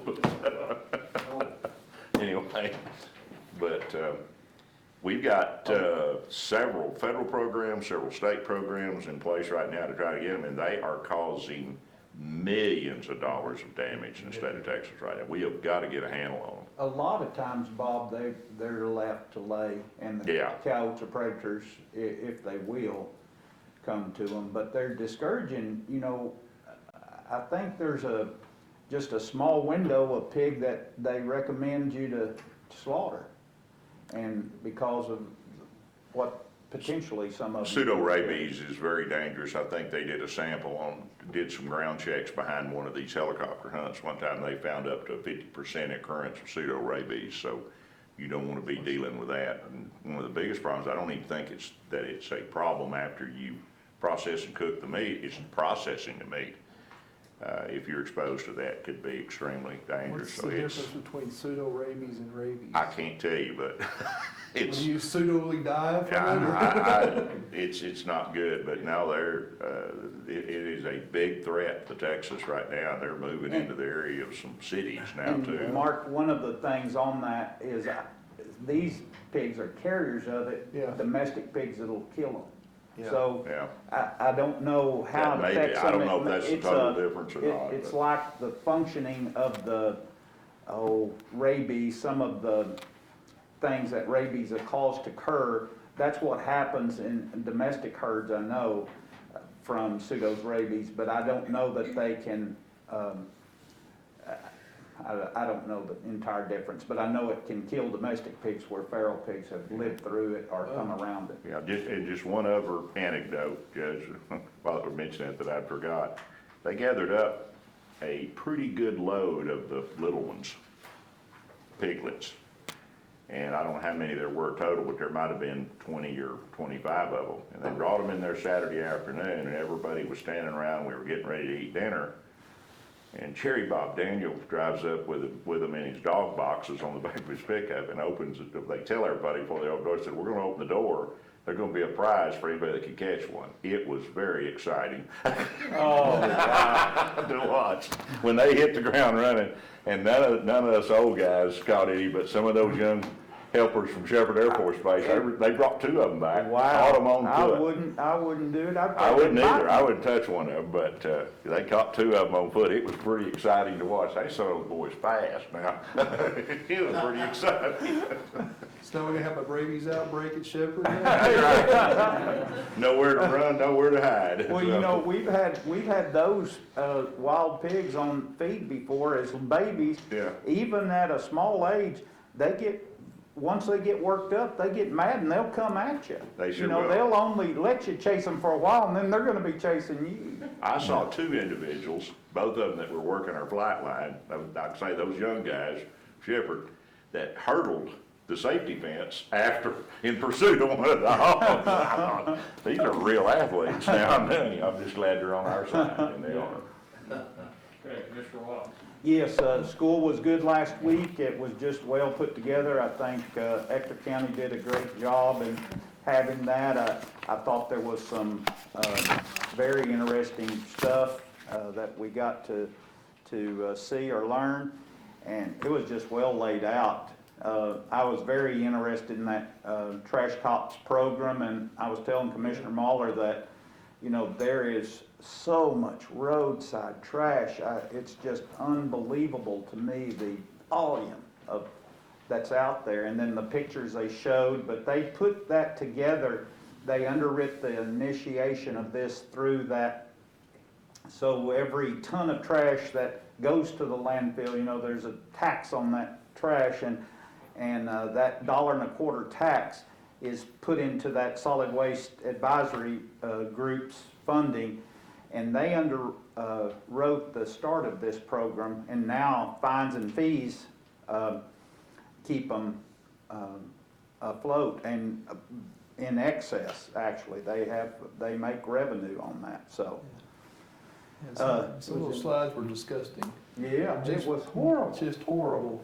I can't believe that there were the volume of tires, which is a whole different animal, but it was just unreal that people would take them and put, Barry, I'm talking about 100 at a time, and dump them and leave them in, there's just a mess. Mobile home, not travel trailers, mobile homes left in the middle of county roads. I mean, Yeah, just unhook 'em. Just unhook them right in the middle of the county road and drive off. Yeah, it was really something, and I know that's a little bit different than our area, but it'd be, you know, we all deal with that, a road wide, and they pursue that person. And I didn't realize, and Mickey had been active as a police officer before with fining or charging people, but the crime level increases as the weight. So 1,000 pounds was a felony charge. And I didn't know that, because Our sheriff's department has always been very good. If we find any identification out there, they pursue it, follow it up, and they've been good. You know, it's amazing, Jeff, you bring that up. We just celebrated Earth Day, and yet we refuse as a society to do the easy stuff. Pick up your candy wrapper, pick up your Coke can, throw your trash where it needs to be, and we're so eat up with all this mega, we're gonna save the planet, we won't do the simple stuff. No. It doesn't cost anything. You're right. That just blows my mind. We wanna preach environmentalism, and yet, while we're doing it, we throw our notes on the floor. You know, it just blows my mind. Well, I couldn't figure out the volume, that roadside trash. I just couldn't, you know, if there was a transfer function happening where transfer trucks were hauling trash and it was blowing, it's just, there's piles of bulk waste where people move out of a house and their whole living room's out there in a pile. That's one thing, but these are just blown trash, cups and bags and paper of sorts. Everywhere. Everywhere. So, and it may be coming from 5 miles this way, I don't know, and just blowing, but it's still, it's a horrible deal. I wanted to give, the judge and I had asked, our Odyssey on Wednesdays, we're meeting with that group, and to give us an overview update, a simplistic overview and update, because I realized that we were talking about a lot of negatives. One of our big hurdles, I think we've just about crossed, was bond management, and that looks like it's coming together quite nicely. But in essence, Odyssey as a whole is about 85 to 90% functioning and functioning well.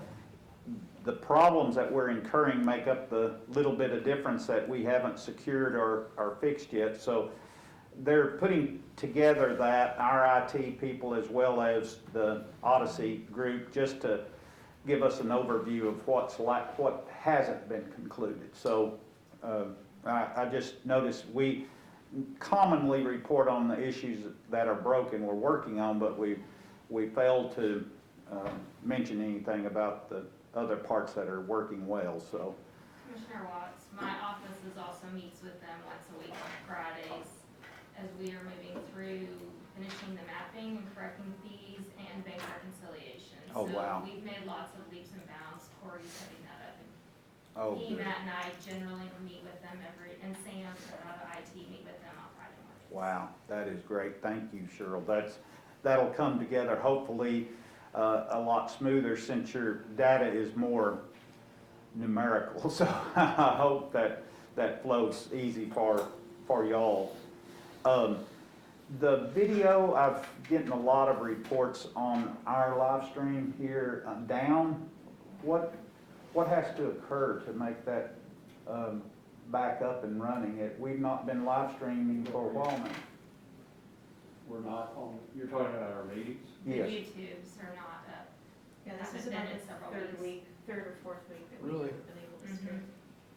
And I just didn't know what we needed to do, but I know George had mentioned that a little bit. We need to tell IT about it. Oh, Well, no, Okay. well, I think they're well aware, but, you know, he made comment, Judge, that he thought some of that, the video machinery in itself was kind of over their head as far as what, he was thinking that replacement effort needed to take place, but he felt like it was gonna be difficult to tell us that these 4 parts need new and these 6 are gonna be okay because it's not what they do.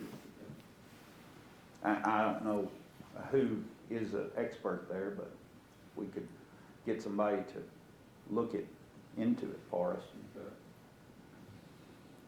But Mark, you've got it up and running several times that it laid down on us, that just tweaking it somehow. Yeah. It's a little bit of an overkill system for us.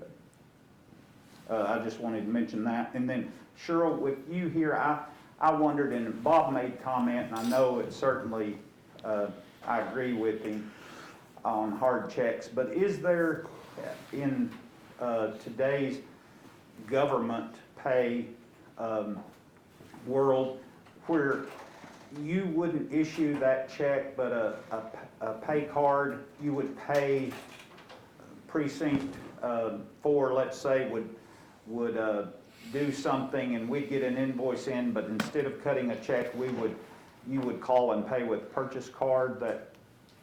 Is that coming to us at some point, or? Yes, it is in the works. Tyler Munis has its own system to help accommodate that, and that is definitely a possibility that we're going to. I think it's something we'll be moving towards in the future. Right now, we're just trying to get what we currently do into Munis, and then we'll work on moving that towards the more paperless system. Okay, cool. I just noticed a lot to do.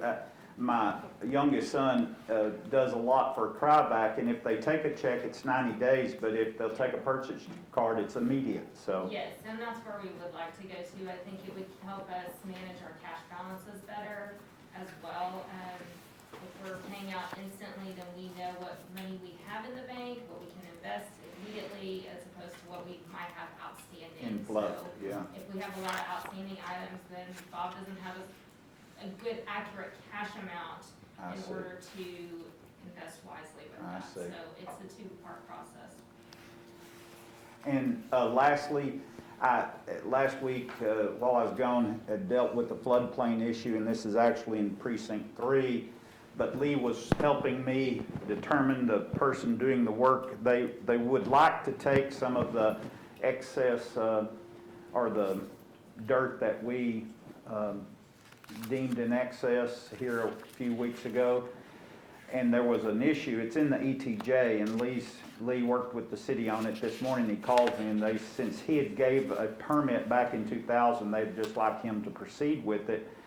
And in 2010, just so y'all are aware of, in 2010, FEMA changed that mapping again after a remap, and what was in the floodplain then was pushed over into the floodway.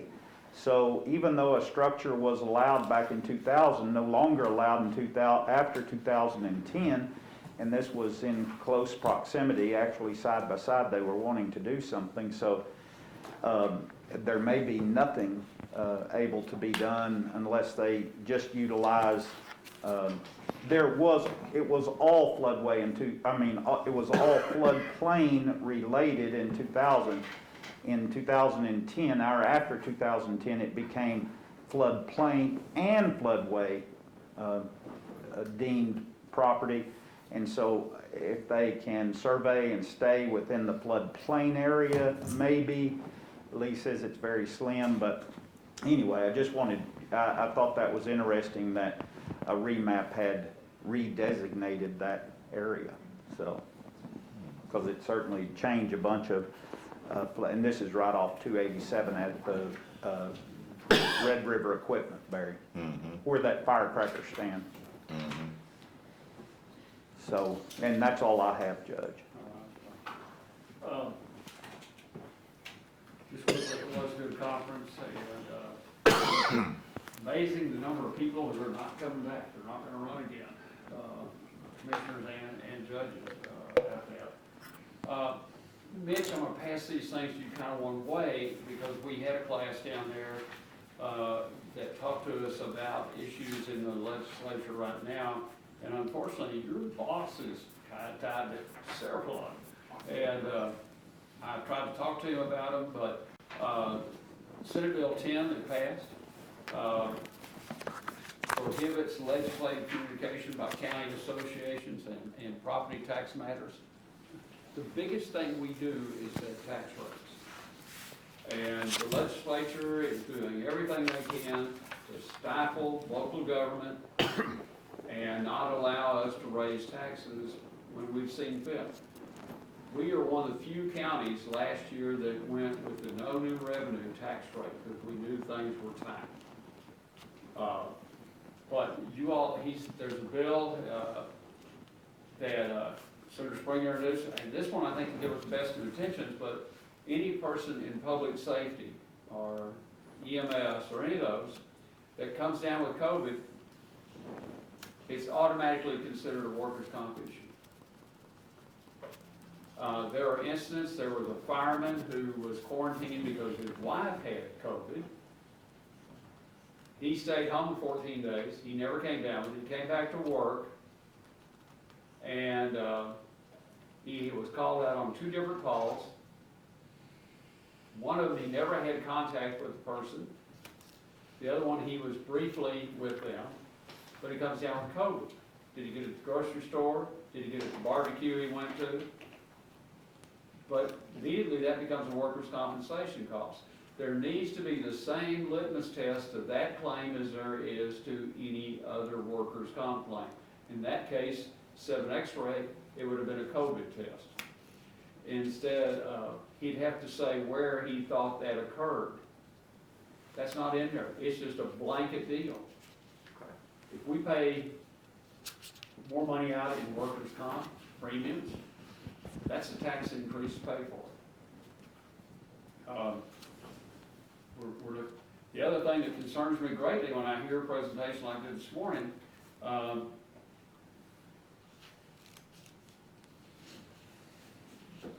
the one, I think it's 24. Okay, this one's by Huffman, Senate Bill 23, that wherever we set the constable's or the sheriff budget at, you can't reduce that without having an election. Okay, so the year we buy 15 vehicles for the sheriff's department, that put the budget up here. So we've got a budget that way again the next year. This impact on taxation by that is incredible. It's a state mandated tax increase. Yeah. And so what does that do to us to look at how do we work our way around that? Just because your budget was, an extra $1 million this year because you had to buy this equipment, it might drop $1 million next year. It might drop 500,000. The way that bill is, it can't ever drop. Yeah, it's just not real. Okay, you have some major change in the economy. You have 2 or 3 industries close down. People move out. You neither need the same size law enforcement, you can't afford the same size law enforcement, or you have nothing but law enforcement. You don't have a county clerk anymore. It's just too deep in the weeds to be managed from Austin. And I tried talking to him when I was down there week before last about some of those. And I thought I was speaking English when I did it. But that one is scary. The other one that, the open carry. There needs to be understandable open carry in the courthouses where you have highly emotional scenes take place in court, whether it's criminal court or civil court, and the people can't carry them in the courtroom, so they sit outside in the hallway. It's not a good thing. I don't have a problem in the world with the rest of it. I still don't agree that everybody has the right to carry. We've got people, and every one of these mass shootings tracks down to some form of mental illness. And yet our state continues to not fund mental health facilities.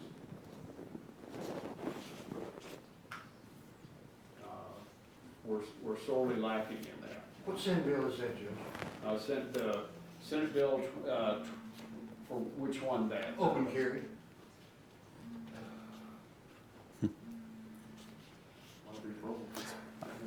I would like to make a statement about that open carry one though.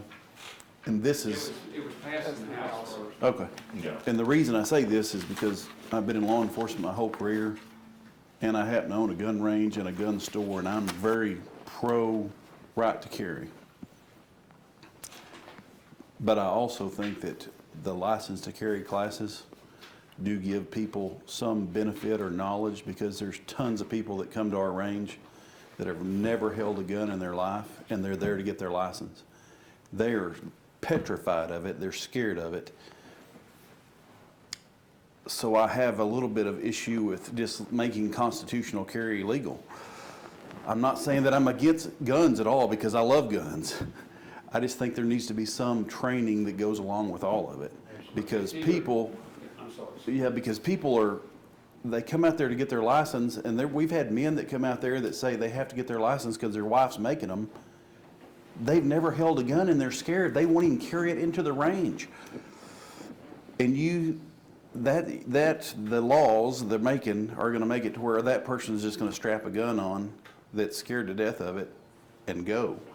I do have some issues with that also.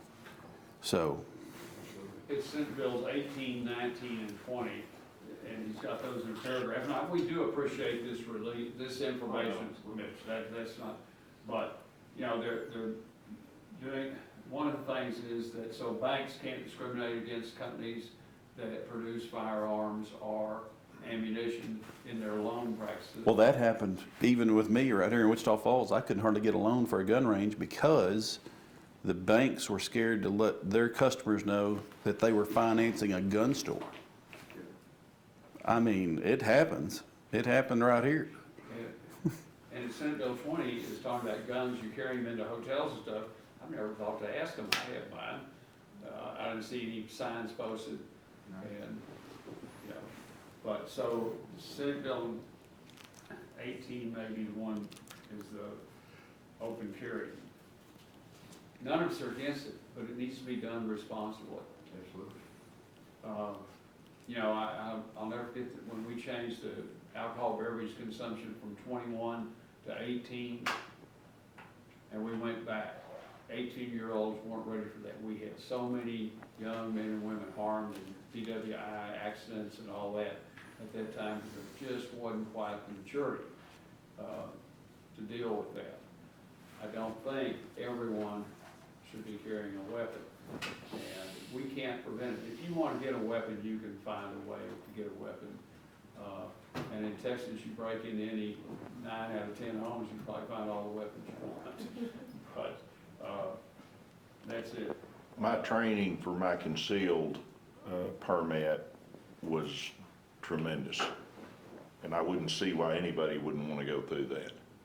It just, they teach the law, they teach de-escalation of an encounter, they teach so much more than just the physical handling of a gun. I just came out, I really enjoyed it, learned a lot.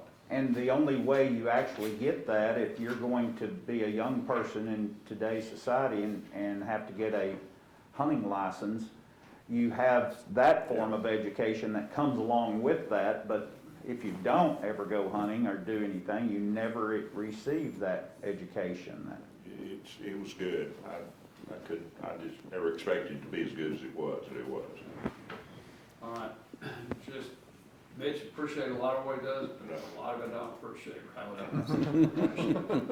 That's what makes the system work. Yeah, well, but, you know, telling the next bill, if we do all this other stuff, let's just reduce this from 254 to one county and they run it out of Austin. We'll all live with it.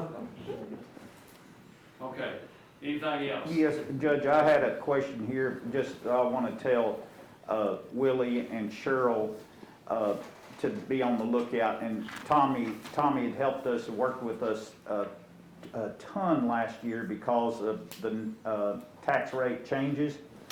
But no new revenue tax rate. So last year, Willie, if we generated $50 million in no new revenue, this year we want to hold that pace and lower the tax rate.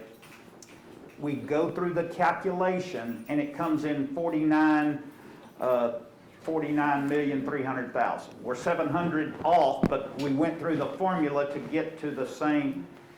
Can we add 600,000 back to the formula of 49.3 and be at 49.9 and still be at no new tax? It's not a part of the equation, and we had a class on this down here, and that was just something that hit me that I thought, man, we really haven't asked that, and we really don't, it's not clear. The statute is on that form when it creates a deficit. But anyway, it would be, but one of the things we're not doing, tax in question. So right now, I saw last week at the appraisal district about $30 million in protest monies that have maybe headed to court. That 30 million could be, or can be, should be applied against that, our value. And I didn't ever realize that was something that could be called in like that, so. So the contested funds are outside of the overall valuation? Yes, and I think there's a level of protested fine, Mark. It's not that everybody that protests this year, we use that a dollar amount, but it's just the ones that go into an arbitration type. The ones that get to the ARB. Right. The other thing we need to look at, and I don't know where we're gonna be, the money we got back, the notice that I think you all may get today, we only got $80,000 back to help us on indigent defense. Now, our indigent defense may have been down, so we don't have any credit we can look for on that. But we might want to look at our indigent health care if we get that was up. Those are credits we can take in those two areas. And also on what we held people past 45 days in jail. That I don't think we got any reimbursement from the state. And so we ought to look at those as we fine tune. And I had said all along about a 2-cent tax increase above the no new revenue rate, which we can easily do because we can go up to 7% this year because we didn't do anything last year. Don't intend to go anywhere near that, but possibly in the road and bridge, we may have to look at something in there to allow for that change in cost of operation that you mentioned, Commissioner Muller. So, and when would we know, Cheryl, to exactly what our, how we hit the mark in 2020?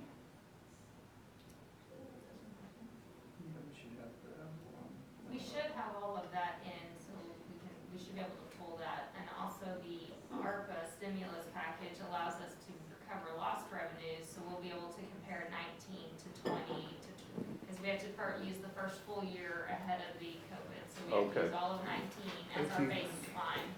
And then we can start doing the calculations for any lost revenue in 20, which honestly, I'm not sure there was a lot of lost revenue in 20. I think where we'll see it is 21. 22, especially as everybody took their stimulus and bought a lot of cars, they bought houses, they bought a lot of stuff. So those things went up in property tax and vehicle taxes. So So what we'll see is we'll see a drop off once everybody spends all their stimulus Right. money. And we pretty well had our taxes collected before we went into the That's full correct, because lockdown. of the way we collect ours, so we'll see it in Yeah. 21 and 22 is where, but it gives us until 24 to use that money, and we're getting more guidance. They expect about May 10th, Okay. when we can actually start drawing it, is when they're gonna start to give us a little more guidance on what we can spend it on. In this sheet right here, if you look at it, that Murphy gave us, we normally get hit over 100%. Last 2 years, we didn't. And that's, that's not a criticism of the tax office. Actually, it's kind of a left-handed compliment because they have done such a good job in the previous years of getting the delinquent taxes. There's less green out there in the field to collect on, and then it's harder to get this year. So, we need to look at any of those, allowances that we can take that might help us out. So, all right. I agree with Cheryl. Our incoming taxes are gonna drop, I think, in 21 and 22. I mean, just because of the state of our economy. And I don't know about y'all, but I got my tax notices and my property's all jumped about $200,000. So I wanna go on record in saying that I'm not for higher property taxes. Truth be known, I'm not for property taxes at all. So, Just gotta figure out how we pay for that. well, I have ideas, but it have to crush this whole system before it'll ever go any other way. So, See if I could ever figure out that other tax. Okay. It is 12:20 and adjourned.